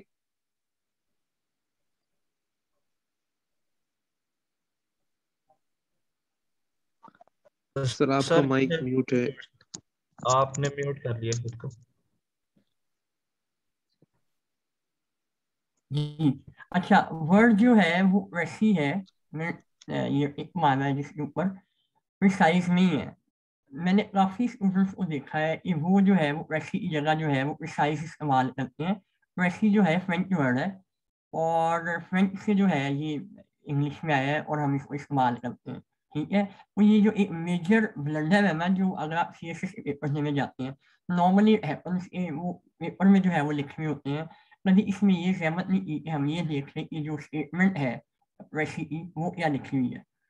अच्छा, अभी हम स्टार्ट करते हैं रशी की चीज़ों को, कुछ मेन चीज़ें जो जिनको जो है मैं बताना चाह रहा हूँ।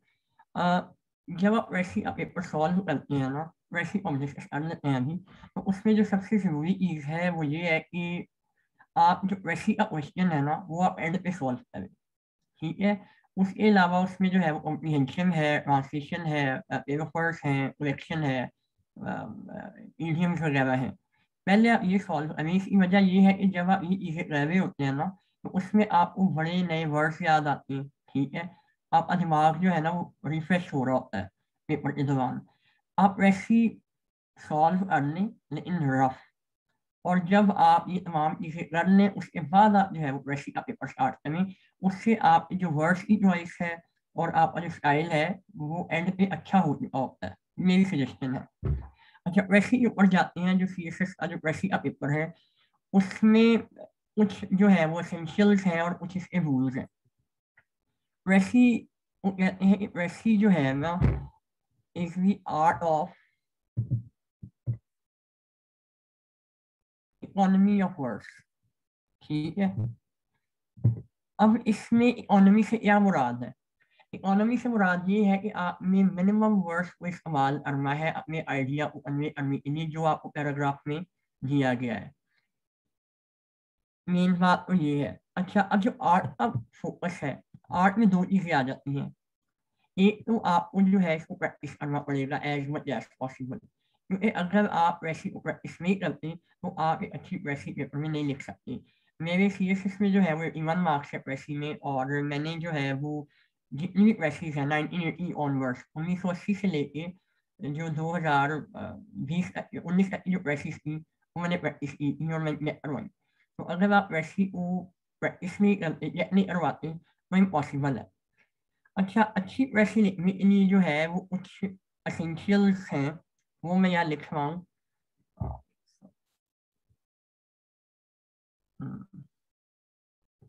अच्छा जी, क्या एसेंशियल्स हैं जी? आपकी जो वैसी है उसमें कंप्लीटनेस हो, ब्रेविटी हो, क्लैरिटी हो और कोहेरेंस हो, ठीक है। अब ये तमाम चीज़ें जो है ये आती कैसी हैं? कंप्लीटनेस से मुराद ये है कि आप जो पैराग्राफ आपको आया है उसमें नॉर्मली जो CSS में पैराग्राफ्स आते हैं उनमें एक आइडिया कन्वे हो रहा होता है। तो जब आप वैसे लिखें तो वो आइडिया कन्वे कर रहे हैं कि नहीं कर रहे हैं, ठीक है। जो एक्स्ट्रा इंफॉर्मेशन है वो आप उसमें इंक्लूड कर रहे हैं कि नहीं कर रहे हैं, या वो नेसेसरी है इंफॉर्मेशन जो आप डाल रहे हैं।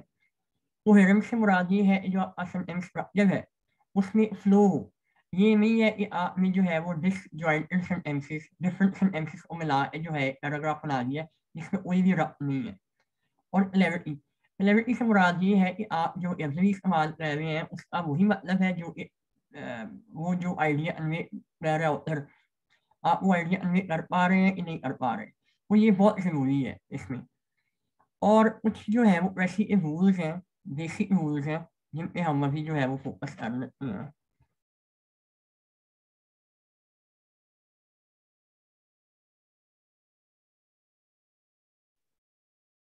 अच्छा जी, अगर आप ये नोट करना चाहते हैं तो नोट कर लें।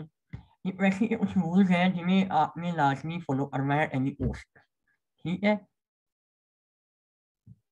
सबसे पहला जो रूल है वो है 3 टाइम्स। आपने अपना जो पैराग्राफ है जो आपको पेपर में आया है वो आपने 3 दफ़ा जो है उसको पढ़ना है अच्छे तरीके से, ठीक है। दूसरा है don't be afraid of big words, ठीक है। नॉर्मली हैपन्स कि वैसी जब स्टूडेंट्स करते हैं तो उसमें जो है वो जो बड़े अल्फाज होते हैं या मुश्किल अल्फाज हैं उनको देख के जो है वो मोराल डाउन हो जाता है और वो ये समझते हैं कि we can not do this precis, ठीक है। तो पहली बात ये है कि आपने इससे जो है वो डरना नहीं है, आपने प्रेसी का आइडिया समझना है। अगर आपको किसी लफ्ज का मतलब नहीं भी आता तो इट्स कम्प्लीटली फाइन, उसमें कोई इशू नहीं है, ठीक है। इसमें तीसरा पॉइंट ये है कि जब आप प्रेसी पढ़ते हैं तो जो इम्पोर्टेंट चीज़ें आपने अंडरलाइन करें, ठीक है।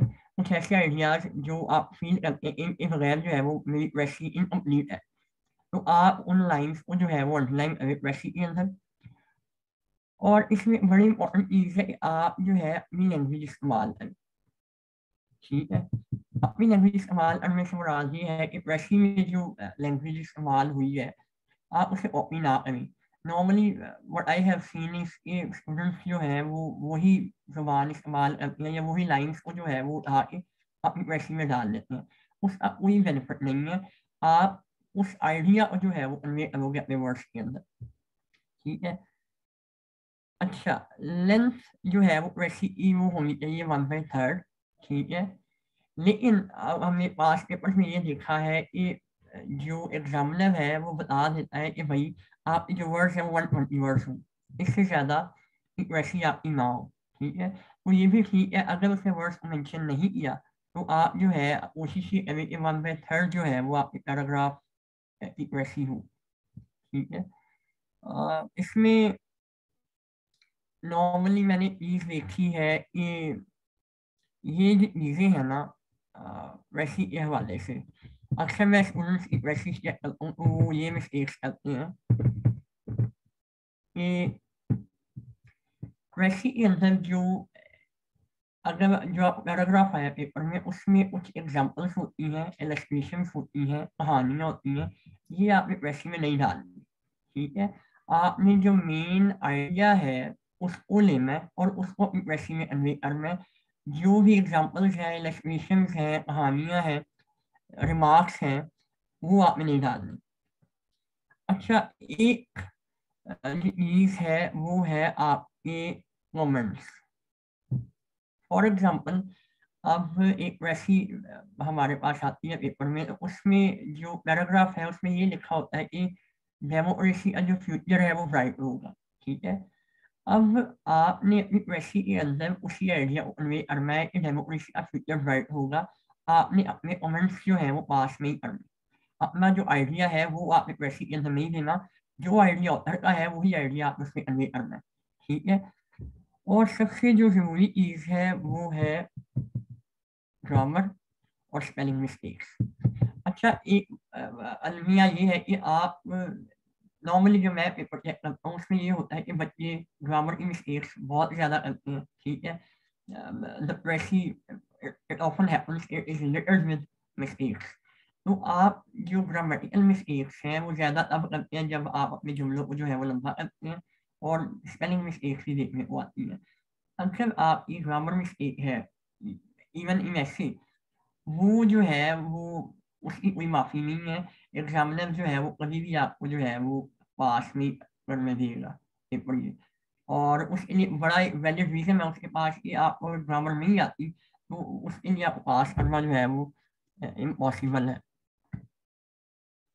अच्छा, इसमें एक चीज़ जो है वैसी में अगर डायरेक्ट स्पीच इस्तेमाल हुई है, अगर ऑथर जो है वो अपनी बात कर रहा है या ये विजिटेड दिस सिटी और वो अपने हवाले से बात कर रहा है, तो आपने जो प्रेसी लिखनी है आपने ऑथर को कहना है, इनडायरेक्ट स्पीच में आपने इस्तेमाल करना है उसको।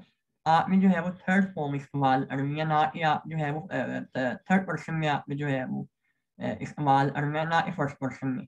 नॉर्मली ये होता है कि स्टूडेंट्स जो है वो उसी को जो है वो फर्स्ट पर्सन को इस्तेमाल करते हैं अपनी प्रेसी के अंदर, तो ये जो है उसका कोई बेनिफिट नहीं है। अच्छा, ये चीज़ है कि प्रेसी जो है वो हमेशा पास्ट टेंस में होनी चाहिए, और कुछ प्रेसीज ऐसी हैं, कुछ पैराग्राफ्स ऐसे आ जाते हैं जिनमें जो है वो प्रेजेंट टेंस इस्तेमाल हो रहा है और वो यूनिवर्सल एजेंडा की तरफ बात हो रही होती है, तो उसमें जो है वो आप प्रेजेंट टेंस इस्तेमाल कर सकते हैं। बट इसके अलावा कोशिश करें कि आप जो है वो प्रेसी पास्ट टेंस में करें। और एक मैं कुछ एक चीज़ आपके साथ शेयर करना चाह रहा हूँ। Usman if you allow me. Yes आप कर सकते हैं आसान। जी अच्छा जी, ये आपको शो हो रहा है पैराग्राफ इसी को उस्मान ये आप यस सर। जी जी म्यूट अनम्यूटेड ही है, ये कर सकते हैं अनम्यूट। अच्छा जी, अब इस पैराग्राफ को आप अगर पढ़ सकते हैं तो पढ़नी 1 मिनट लगेगा इसको पढ़ने में। मैं पढ़ दूं sir. Lying is universal, we all do it. Okay जी पढ़ ले कोई मसला नहीं, पढ़ ले। We all do it, we all must do it. Therefore, the wise thing is for us diligently to train ourselves to lie thoughtfully, judiciously, to lie with a good object, and not an evil one, to lie for others' advantage, and not our own, to lie healingly, charitably, humanly, not cruelly, hurtfully, maliciously, to lie gracefully and graciously, not outwardly and clumsily, to lie firmly, frankly, squarely, with head erect, not haltingly, tortuously, with pusillanimous mien, as being ashamed of our high calling. Then shall we be rid of the rank and pestilent truth that is rotting the land. Then shall we be great and good and beautiful and worthy dwellers in a world where even benign nature habitually lies, except when she promises execrable weather. Then, but I am but a new and feeble student in this gracious art. I cannot instruct this club. जी आप बाकी सबने भी जो है वो पढ़ लिया होगा इसको, ठीक है।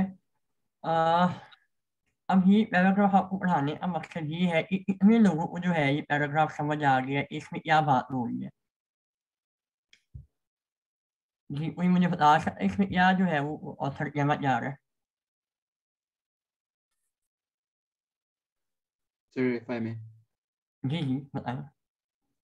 सर वो ये कहना चाह रहा है कि अगर आप झूठ बोल रहे भी हैं तो उसका एक तरीका है बोलने का। आप किसी के फायदे के लिए भी झूठ बोल सकते हैं। आपको किसी को अपने बेनिफिट के लिए झूठ नहीं बोलना चाहिए। And if we do this then we can मतलब move towards a betterment in the society. अच्छा ठीक है, गुड। और इसके अलावा कुछ बताना चाह रहा है? एनीवन?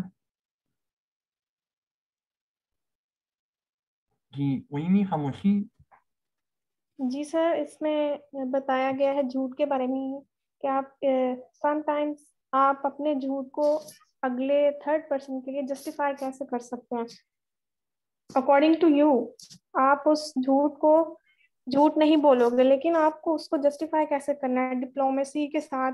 और जैसे इन्होंने 3-4 लाइंस में इसी तरह से ये सारी सिचुएशन एक वर्ड में ही कोट होती है कि वो आपका झूठ ऑकवर्ड ना लगे, ठीक है, ग्रेसफुली आप उसको डिपिक्ट करो।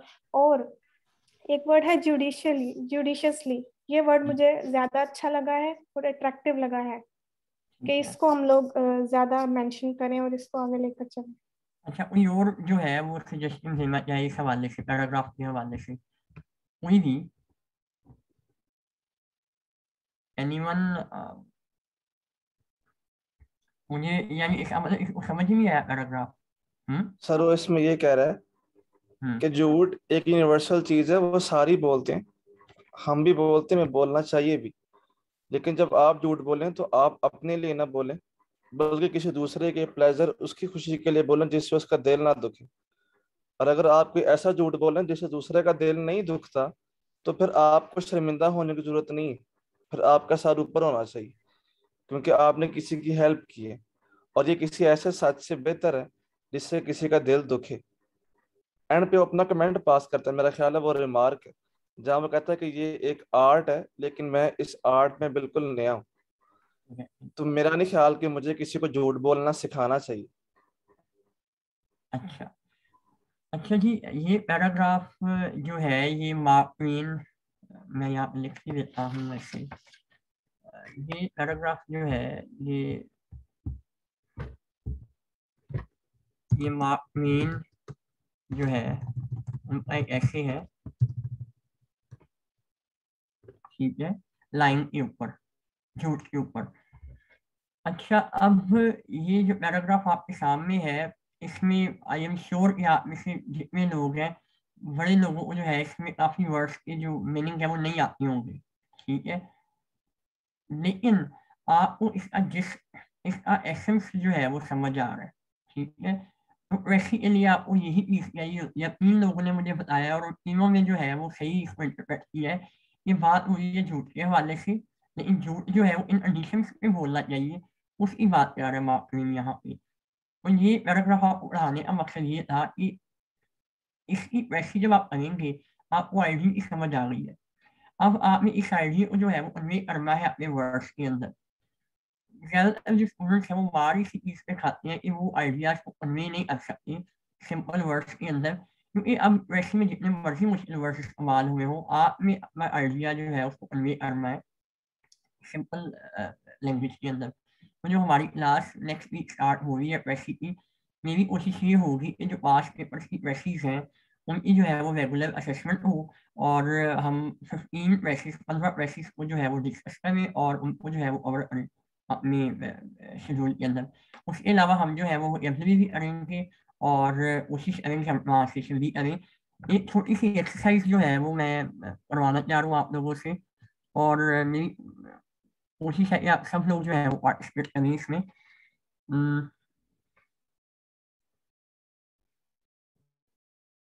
उस्मान माइक ओपन है सबके? जी जी माइक ओपन है जी, वो कर सकते हैं, खुद ओपन अनम्यूट कर सकते हैं।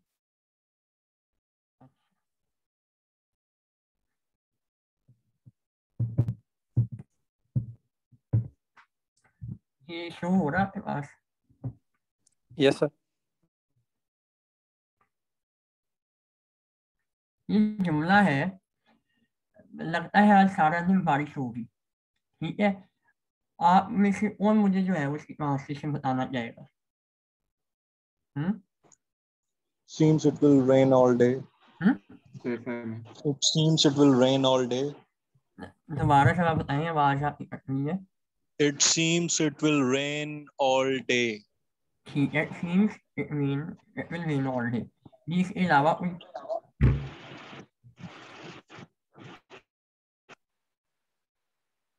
जी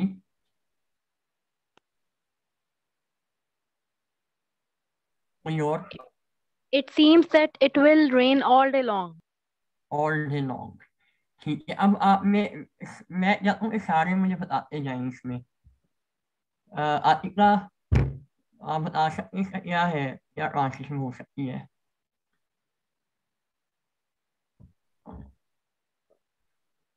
आतिका है, अतिया है, उस्मान है, Rakshanda. Looks like it's going to rain all day. ठीक है, फौजिया, फातिमा, हमाद,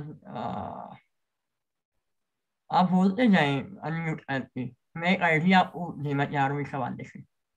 हमाद, हसान, हमजा, इखलाक। जी, It seems it will be raining all day. ठीक है जी, कोई बताते जाए सारे। आयशा जी। Sir, it seems that it will be raining all day long. All day long, ठीक है। अम्माद, आमना, अक्शा, Ayesha. Sir, rain all day. It seems it will be raining all day. अच्छा, अब आप ये देखें कि तमाम लोगों ने ऑलमोस्ट सेम जुमला बोला है, इसी में भी जो है मुझे डिफरेंट ट्रांसलेशन नहीं बताई। Sir, it seems it's going to be raining all day. ठीक है, हर किसी को लग रहा है। Sir, it seems that the rain would fall all the day. Would fall, अच्छा, fall हम वैसे इस्तेमाल नहीं करेंगे, लेकिन चले और कोई?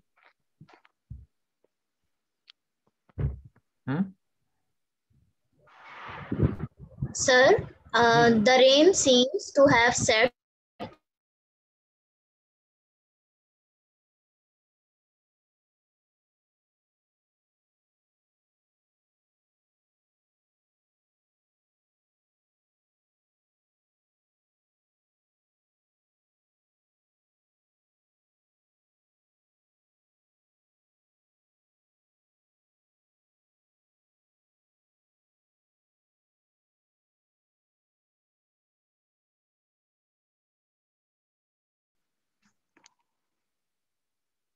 ये जुमला क्या लिखा है मैंने जी?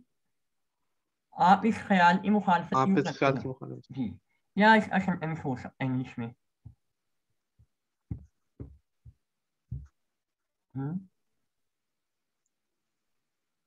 Why do you conflicting from this thought? अच्छा, Why do you oppose this thought? ठीक है, ओज आ गया, कंफ्लिक्ट आ गया, और जी? Why do you Why against this idea? Why do you? Why are you set against this idea? जी, ठीक है, और जी Why इसके are you अलावा? opposing this argument? Why do you oppose this perspective? I think. ठीक है, अच्छा To अभी इसमें बोला आप। अच्छा, एक और हो सकता है, why do you not supporting? not support भी यूज किया जा सकता है। अच्छा, why do नहीं होगा, why are you not supporting this idea, अगर हम इस सेंस में जाएं। अच्छा, अब Sir, इसमें अभी why are इसमें you बोला था, contraventing this idea? Why are you opposed to this idea? Contraventing, sir. Does अच्छा that make sense? अब हम इसमें Why इस्तेमाल don't करते हैं, you see eye to eye with this idea? ठीक है, why are you set against this idea, ठीक है। अब इसमें दोबारा हमने जो है वो सेट का इस्तेमाल किया है, नजर आ रहा आपको? जी सर। अब आप लोगों ने जो जुमले मुझे बताए हैं, जो ट्रांसलेशन मुझे बताई हैं, ये इतना सिंपल वर्ड है सेट। अब इसके मुख्तलिफ शेयर्स हैं जो हम इस्तेमाल कर रहे हैं, इसमें मुझे बताया भी था अभी यहाँ पे। तो ये इंग्लिश लैंग्वेज जो है वो जितनी आप सिंपल इस्तेमाल करेंगे उतनी जो है उसकी ब्यूटी है, ठीक है। इसमें और वर्ड इस्तेमाल किया है, इसमें ओस वर्ड इस्तेमाल किया है, बट जो सबसे मेरे ख्याल से जो खूबसूरत वर्ड है वो सेट अगेंस्ट है।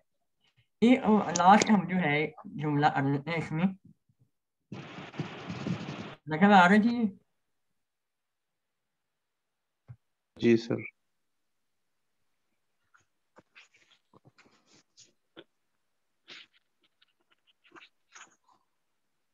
अच्छा, यह है जी, क्या लिखा है मैंने? उसकी बातें सुनकर मैं सोचने पर मजबूर हो गया, ठीक है। उसकी बातें सुनकर मैं सोचने पर मजबूर हो गया, ठीक है। इसकी क्या ट्रांसलेशन हो सकती यार है? लेने आ गए हैं, हाँ नीचे जाके खड़े हो, जो आ रहे हैं मामू जी। Her words left me speechless. अच्छा, her words left me, अच्छा his भी हो सकता है वैसे, या नहीं और कोई? Listening. Her words. जी, Her words compelled me to think. अच्छा, कंपेयर्ड का इस्तेमाल आ गया जी, और कोई बताना चाहता है? His words got me to thinking. ठीक है, इसके अलावा? Listening to His him. remarks set me thinking. अच्छा, अच्छा, अब ये देखिए, इसमें अब दोबारा इसमें जुमला बताया है कोई एक, अब बाद में हम यूज करें सेट का, ठीक है। अब Listening to इसमें him जो है talk. अगर हम सेंटेंस लिखते हैं, his remarks set me thinking, ये जुमला ठीक है आपके ख्याल में? Yes, अब sir. जी, आप ये जी देखिए सर। हमने सेट को जो है वो 3 शेयर्स में इस्तेमाल किया है।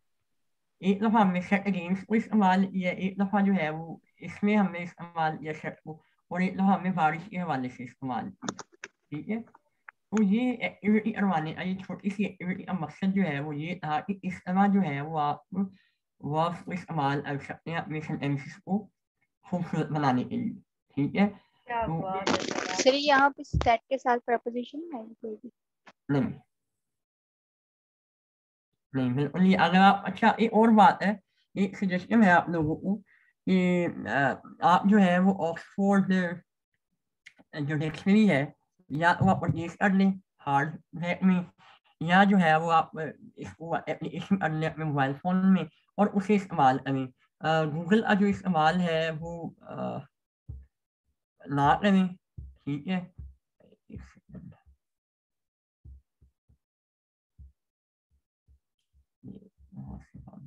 उस्मान जी अस्लान। यही स्क्रीन कैसे शेयर होना बंद होगी? मैं बंद कर देता हूँ, बंद कर दूँ? नहीं, सर प्रेसी और समरी में क्या फर्क होता है? इसको आपकी स्क्रीन बंद कर दूँ अस्लान? हाँ जी बंद कर दूँ। ये जो स्क्रीन शेयर हो रही है जी इसे मैं बंद कर कर देता दूँ। हूँ। चलो, हाँ जी, यह सवाल था जी आपका। अच्छा, मैं बात कर रहा था उसके हवाले से, क्या नाम है, ऑक्सफोर्ड के हवाले से, कि आपकी जो डिक्शनरी की यूजेज है वो ज़्यादा से ज़्यादा होनी चाहिए। आप ऑक्सफोर्ड को इस्तेमाल करें, जो सेंटेंसेस उसके अंदर लिखे हैं, जो वर्ब्स के सेंटेंसेस हैं, नॉन के हैं, आप उन्हें इस्तेमाल करें, वो ज़्यादा बेहतर है। और जितने आप सिंपल वर्ड्स इस्तेमाल करेंगे उतनी आपकी राइटिंग में जो है वो ब्यूटी आएगी। अगर कोई सवाल है इस हवाले से तो आप पूछ लें। जो प्रेसी का सेशन है वो हम स्टार्ट कर रहे हैं नेक्स्ट वीक से, और मेरा जो फोकस होगा प्रेसी के हवाले से वो होगा असेसमेंट के ऊपर, कि आप जो है वो प्रेसी लिख के शेयर करेंगे, ठीक है। और मैं आपकी जो है रेगुलर असेसमेंट जो है 15 प्रेसिस की वो करके दूंगा आपको। उसमें जो आपकी ग्रामेटिकल मिस्टेक्स हैं, आप जो है एनालिटिकल मिस्टेक्स हैं, उसको जो है वो एनालाइज किया जाएगा और आपको आपके साथ शेयर किया जाएगा। और इस तरह की प्रेसी को बेहतर बनाया जा सकता है, उसकी हम बात करेंगे। और कोई सवाल आपका है इसके हवाले से आप पूछिए। एनी क्वेश्चन जी? सर आई वाज आस्किंग कि समरी और प्रेसी में मेन डिफरेंस क्या है? अच्छा, समरी और प्रेसी में मेन जो डिफरेंस है वो इस हवाले से है कि प्रेसी समरी जो है उसमें आपने उसको लिमिट नहीं करना होता, आप उसको फैला सकते हैं। अगर आप समरी किसी चीज की लिखते हैं तो आप लाइन्स को एलेबोरेट करते हैं, ये ऑथर जो है वो ये कहना चाह रहा है। प्रेसी जो है उसका मेन जो चीज है वो जिस्ट है। ये जो पैराग्राफ आपको गिवन है पेपर के अंदर, उस आइडिया को आपने लिमिटेड वर्ड्स के अंदर जो है वो एक्सप्रेस करना है, और जो मेन थीम है वो आपने आइडेंटिफाई करना है। समरी में जो है वो हम डिफरेंट लाइंस को जो है वो एलेबोरेट करते हैं, भाई ऑथर यहाँ पे ये कहना चाह रहा है, इस लाइन से उसका ये मतलब है। लेकिन प्रेसी में इसका नहीं है। प्रेसी में जो मेन आइडिया है वो आपकी प्रेसी में कन्वे होना चाहिए। और एक मुझे बात याद आ गई टाइटल के हवाले से। प्रेसी का जो टाइटल है वो प्रेसी ऑफ द प्रेसी होता है, यानी कि जो आपकी प्रेसी ई है उसकी जो प्रेसी है वो आपका जो है वो टाइटल होगा। और आपका टाइटल जो है वो एक ही हो पेपर में, और वो आपका आइडिया अच्छे तरीके से कन्वे कर रहा हो। और कोशिश करें कि इंट्रोगेटिव इस्तेमाल ना करें, सिंपल सेंटेंस हो, 3 से 4 वर्ड्स का टाइटल हो सकता है जो आपके आइडिया को कन्वे कर रहा हो। और अगर आप 1 से 2 टाइटल्स बनाते हैं तो इट मीन्स कि आपको आइडिया जो है वो सही तरह में उसको जो है वो नहीं समझ सके। जी कोई सवाल हो आपका? सर मेरा एक सवाल था सर रिस्पांस। सर मेरा एक सवाल था आपसे कि जिसकी सारे सब्जेक्ट्स की तैयारी बहुत अच्छी हो चुकी हो, लेकिन वो इंग्लिश की तैयारी भी करना चाह रही है। मतलब मेरी भी बाकी सब्जेक्ट्स की बहुत अच्छी तैयारी है, लेकिन इंग्लिश की तैयारी करनी है मैंने, तो 2 मंथ्स इनफ होंगे इंग्लिश की तैयारी करने के लिए? अच्छा, इंग्लिश जो है वो टाइम मांगती है, क्योंकि इंग्लिश एक ऐसी चीज़ है जो आप जब CSS की तैयारी स्टार्ट करते हैं ना तो तब से वो स्टार्ट हो जाता है काम। क्योंकि इसमें आपने अपनी वोकैबुलरी को बेहतर करना है, अपना जो सेंटेंस स्ट्रक्चर है उसको आपने इम्प्रूव करना है। तो ये एक जो है ये कंटिन्यूस प्रोसेस है। अब आपके पास 2 मंथ्स हैं तो इसमें ये हो सकता है कि आप जो है वो रोजाना आप जो लिखा है, चाहे वो ऐसे इंट्रोडक्शन है चाहे वो प्रेसी है, वो आप लिख के चेक करवाएं। तो अगर आप उसमें with the passage of time improvement ले आए तो ये पॉसिबल है, वरना जो है पॉसिबल नहीं है। अगर आप रोजाना काम चेक करवाएं और उसमें इम्प्रूवमेंट लेके आए फिर भी पॉसिबल है आपके लिए। जी मेरा एक सवाल था सर उस्मान से। जी आप करें जी क्वेश्चन। हाँ। I am here.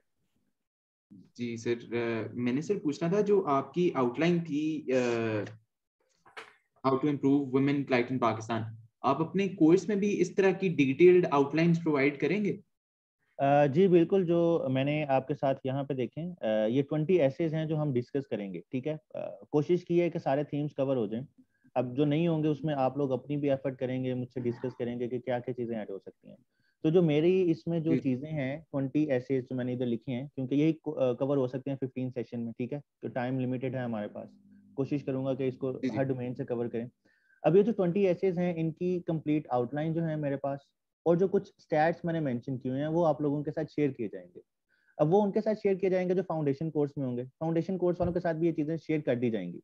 लेकिन जो प्रीमियम कोर्स में होंगे उनका मैं एवेलुएट करूंगा, क्योंकि एवेलुएट के लिए टाइम चाहिए होता है और मेरे पास इतना टाइम नहीं है कि मैं हर एक का ना इंडिविजुअली कर सकूं। जिसने अपना इंट्रोडक्शन एवेलुएट करवाना है या आउटलाइन क्रिटिकली एवेलुएट करवानी है वो प्रीमियम कोर्स को सब्सक्राइब करेगा। उसके अंदर फाउंडेशन कोर्स के भी फीचर्स हैं सारे, मतलब जिसने 5000 पे करेगा उसको foundation course plus premium course के फीचर्स मिलेंगे। But the one who will only pay 2000 उसको सिर्फ फाउंडेशन कोर्स के फीचर्स मिलेंगे, जिसमें हम क्लास के अंदर डिस्कशन होगी। इसमें ड्रिल की करवाया करूंगा 15 मिनट्स की, जिसमें आप लोग आउटलाइन बनाएंगे और 10 मिनट्स में आप इंट्रोडक्शन लिखेंगे। ये इसलिए होगा ताकि जब आपके पास एक एग्जाम प्रेशर होता है ना पेपर के अंदर के 3 घंटे के अंदर आपने चीजें लिखनी है, अगर मैं आपको असाइनमेंट दे दूं घर से करने के लिए तो आप 2 घंटे में बैठ के 3 घंटे में बैठ के आउटलाइन और इंट्रोडक्शन मुझे बहुत अच्छा दे देंगे। लेकिन जो चीज होती है कि 15 से 10 मिनट्स के अंदर एग्जाम प्रेशर के अंदर वो एक सिनेरियो में क्रिएट करना चाह रहा हूँ आप लोगों के साथ, ताकि जब आप उस सिनेरियो के अंदर बैठे हों और अपने आप को फील करें कि आप प्रेशराइज हैं, तब जो आप उसमें डिलीवर करेंगे वही चीज आप एग्जाम के अंदर डिलीवर करेंगे। तो उसके लिए जो सेशन हमारी ड्रिल है 15 to 20 मिनट्स की, वो हम हर सेशन के अंदर किया करेंगे फाउंडेशन कोर्स में ऐसे की। लेकिन उसको अगर मैंने एवेलुएट करना है, कोई कहता है कि जिसको चेक कर दें, तो वो फिर प्रीमियम वालों का मैं चेक करूंगा। और प्रीमियम कोर्स के लिए अरसलान का सिर्फ एक ही कोर्स है एग्जेक्टिव, क्योंकि उसके अंदर तो बेसिक चीज ही प्रेसी की एवेलुएशन है। उसमें डिस्कशन मतलब कौन करेगा जो जो जब तक चेक नहीं करवाएगा।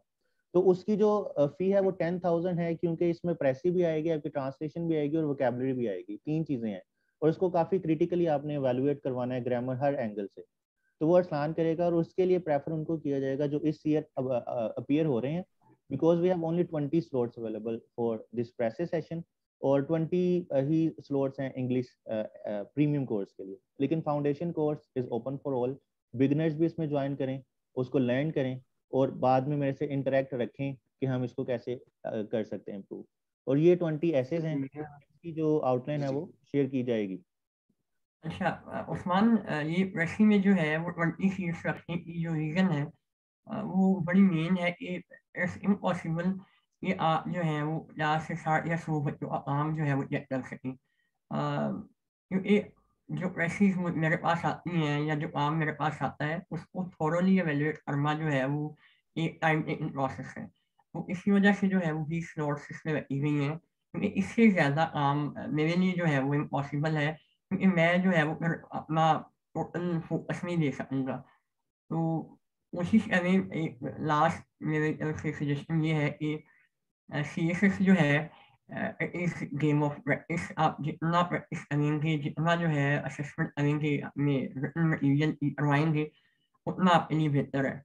अगर आप ये काम नहीं करते तो CSS जो है वो आपके लिए पहाड़ साबित हो सकता है।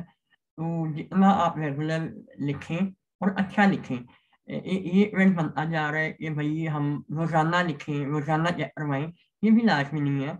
आप अच्छा लिखें, क्वालिटी कंटेंट लिखें और उसे जो है वो वैल्यूएट करवाएं। और जो आपकी मिस्टेक्स वगैरह निकले आपकी प्रेसिंग में, आपकी ऐसे में, वो दोबारा ना निकले।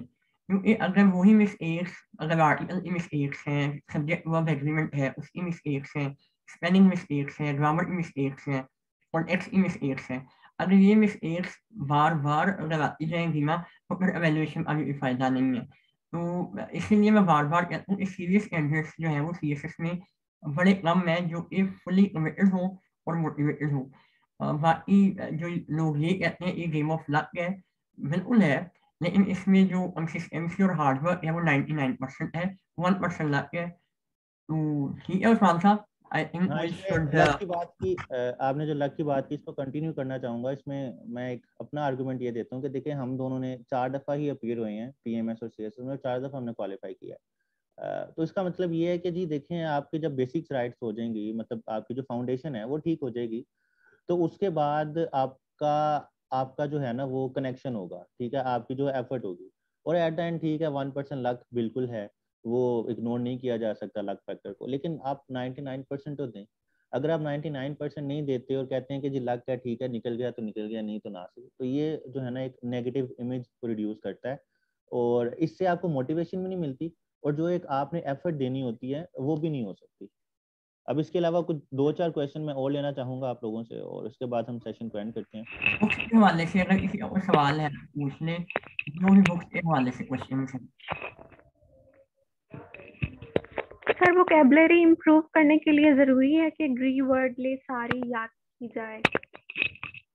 वो अभी आपके साथ जो है वो शेयर किया गया है, वो एवरी जो बुक है वो व्हाट्सएप के ग्रुप में जो है मैंने उसका टाइटल भेजी है, तो उस्मान आप अपनी स्क्रीन शेयर कर सकते हैं यहाँ पे एवरी वाली। सर आप सब कंपल्सरी सब्जेक्ट्स की बुक्स हमें रेकमेंड कर सकते हैं? एक सेकंड पहले एवरी वाला हो जाए। ये उस्मान आ गया? हाँ जी आ गया। ये थोड़ा इसको सामने ले आए अगर पॉसिबल है तो। ये लो। अच्छा ये आपको नजर आ रही है, ये एक्टिविटीज लिखी हुई है, एक्टिविटी 1 एवरी। अच्छा जीआरई वर्ड्स जो है हमको याद करने में फायदा नहीं है, ठीक है। इस बुक के अंदर जो है वो 175 के आसपास एक्टिविटीज हैं। अब जो एक्टिविटी 1 है ना, इसमें आप देखते हैं कि 5 वर्ड्स जो है वो ऊपर लिखे हुए हैं, ठीक है। इन वर्ड्स को आपने जो है इनके जुमले बनाने हैं, ठीक है।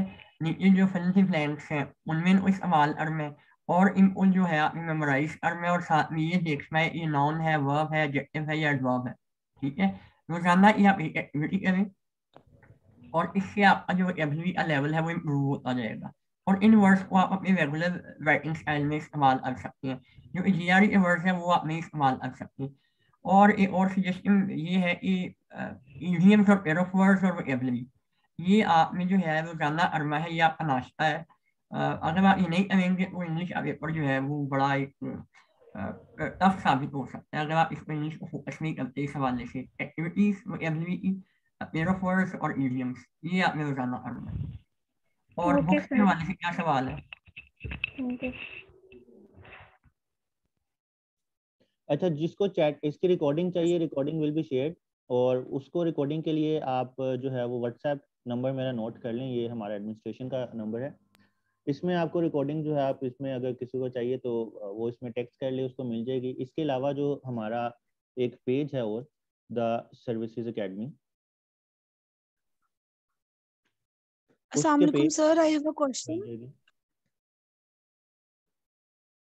जी बताएं sir. I have a general question के लाइक हम सीएसएस की प्रिपरेशन साल कर ले 2 साल कर लें, we are not satisfied at the end. जितनी भी तैयारी कर लें ऐसा लगता है कि लास्ट वाले मंथ्स में आके भी फील कि नेक्स्ट ईयर अटेम्प्ट दे देंगे, इस साल नहीं देंगे।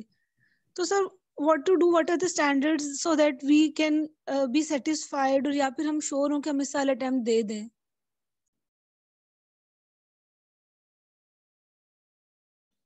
अच्छा इसमें सबसे पहले आपने देखना है कि कभी तो श्योरिटी तो कभी नहीं आती, ठीक है। एट द एंड भी आप देखते हैं कि इतनी चीज़ें रहती हैं तैयार करने वाली। तो मेरे साथ भी ये था, अरसलान के साथ भी ये था, श्योरिटी हमारी मतलब नहीं आती। Arsalan got first position in PMS and even in PMS papers I know कि उसको नहीं था कि यार मेरी पॉलिटिकल साइंस में चीज़ें रहती हैं, ज्योग्राफी में ये चीज़ें रहती हैं, हमारे सब्जेक्ट्स जैसे पंजाबी में रहता है, ठीक है। इसके अलावा उस इस्लामियात की इतने रेफरेंस तैयार हुए हैं, इतनी नहीं तैयार हुए, तो आपकी कभी क्लैरिटी नहीं आती। आपकी सिर्फ एक चीज जो है ना वो इम्पोर्टेंट होनी चाहिए, जिसपे मेरा हमेशा से फोकस रहा है, वो आपकी इंग्लिश है। आपको पता है कि आप अगर 30 मिनट्स के अंदर इंट्रोडक्शन और आउटलाइन रफ बना लेंगे तो आप पास हो जाएंगे, ठीक है। मेन चीज ये है। और प्रेसी अगर आप उसको डीकंस्ट्रक्ट कर लेंगे, जो प्रेसी का उसमें गिवन होता है पैराग्राफ, तो आप पास हो जाते हैं। बाकी सब्जेक्ट्स का मतलब होता है नंबर गेनिंग, नंबर लेना, पोजीशन लेना, ठीक है। उसके लिए आपकी एफर्ट मैटर करती है। पास होना सीएसएस और पीएमएस में it's not a big deal. It requires only 2 things. One, your grip on English, and second, the grip on your vocabulary and the basic structure. These 2 things are basic necessity for qualifying any competitive exam, in my point of view. इसी में जो है वो वैसी इसी में जो है वो क्वेश्चन किया था एरोफोर्स और इडियम के हवाले से, वो बुक जो है वो शेयर कर दी गई है, उसमें से जो है वो आप कर सकते हैं। ग्रामर की बुक है, आप उसमें से जो है वो इसको ले सकते हैं। सर काइंडली प्रेसी के टाइटल के बारे में थोड़ा सा बता दें। अच्छा प्रेसी का जो टाइटल है उसमें मैंने पहले ही बात की कि प्रेसी का जो टाइटल है वो प्रेसी की भी प्रेसी होता है, और वो आपका जो मेन आइडिया है वो कन्वे कर रहा हो, ठीक है। और 3 से 4 वर्ष 5 वर्ष पे भी जा सकता है, लेकिन कोशिश करें बल्कि इंट्रोगेटिव जो है वो ना इस्तेमाल करें और आपकी क्वेश्चन का जो मेन आइडिया है वो टाइटल के अंदर कन्वे हो रहा हो। और जो क्वेश्चन का टाइटल है वो कोशिश करें आप एक ही लिखें। अगर आप 2 टाइटल्स लिख रहे हैं तो इट मीन्स कि आपको उस आइडिया कन्वे नहीं हो सकता, आपने ठीक है उसको कंसीव नहीं किया, ठीक है। तो एक क्वेश्चन का टाइटल हो आपका और इंट्रोगेटिव में ना हो, ठीक है। अच्छा, इसके बाद अब आपके जो सर क्वेश्चन प्रेसी है के वो जी और कोई लास्ट सर क्वेश्चन? प्रेसी के टाइटल में मतलब नाउन का जो बार बार यूजर होता है, मेन जो नाउन होता है सर, उसका लिखना टाइटल में जरूरी होता है या हम कोई कहावत या कोई पेयर ऑफ वर्ड या कोई इडियम टाइप की कोई चीज लिख सकते हैं? एग्जैक्टली लिख सकते हैं, वर्ब हम नॉर्मली इस्तेमाल नहीं करते टाइटल में। सर नाउन की बात कर रही सर, जो नाउन मेन इस्तेमाल हो रहा होता है। जी वो कर सकते प्रेसी हैं, बिल्कुल बिल्कुल कर सकते हैं। ठीक है सर, थैंक यू। ओके जी, तो आज का जो सेशन है आई होप कि आप सब लोगों के लिए क्वाइट इन्फॉर्मेटिव रहता हो। It's not about the registration, it's about clearing the concepts. इसमें आप लोगों ने जो क्वेश्चंस किए हैं, if they are fruitful and beneficial, so it will be a pleasure for us कि हम आपको कुछ काम आ सकें इस टाइम में, बिकॉज वी नो कि जब एक तैयारी चल रही होती है तो उसमें क्या प्रेशर होता है, किस तरह के प्रेशर होते हैं। तो उसमें जो इस तरह के सेशंस होते हैं दे प्रूव क्वाइट फ्रूटफुल कि आपको मोटिवेशन मिलती रहती है, आप एक राइट डायरेक्शन में चलते रहते हैं। और अगर आपको कोई भी कंसल्टेंसी गाइडेंस की जरूरत हो तो the number I have given to you. इसमें अगेन वो क्वेश्चन नहीं करने के भाई इसमें अगर मेरे वो नोट्स शेयर कर दें, ये चीज़ें शेयर कर दें। नोट्स आपके हमेशा अपने होते हैं। मेरे पास अभी नोट्स पुराने पता नहीं किधर गए, मिलेंगे तो मैं कर देता हूँ शेयर ग्रुप में, नहीं मिलते तो मैं अपोलोजाइज करता हूँ। लेकिन मेन जो बेसिक क्वेश्चन है ना, जो डायरेक्टेड क्वेश्चन है, अगर वो करेंगे तो वो हमें ज़्यादा अच्छा लगेगा आपको आंसर करते हुए। So I think this session proved fruitful for you, and we are ending the session. Thank you and Allah Hafiz. Sir WhatsApp group की जो लिंक है वो शेयर कर दें आप यहाँ पे। आप काइंडली ये व्हाट्सएप नंबर पे कांटेक्ट मैसेज कर दें, मैं उधर शेयर कर देता हूँ। यहाँ पे आपसे मैं चैट के अंदर शेयर कर रहा हूँ, उधर से आप देख लीजिएगा। चैट के अंदर शेयर करके link. Thank you. Just a second. Just wanted to say thank you to both of you for conducting this session. Allah Hafiz. No problem. Allah Hafiz. Feeling empowered. Sir जी, मैं आप लोगों को session group का link share कर देता हूँ। अगर जिसने ज्वाइन नहीं किया वो फर्दर डिस्कशन के लिए उधर से कांटेक्ट कर सकता है हमसे।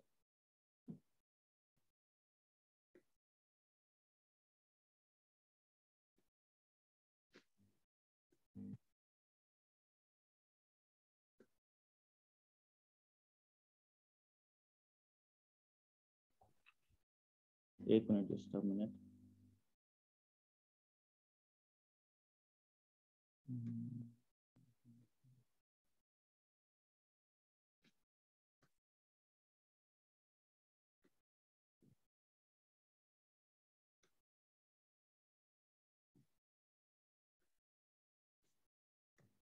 So the group link is shared.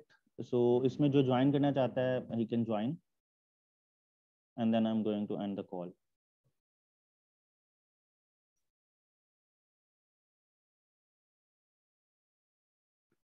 Okay जी, खुदा हाफिज।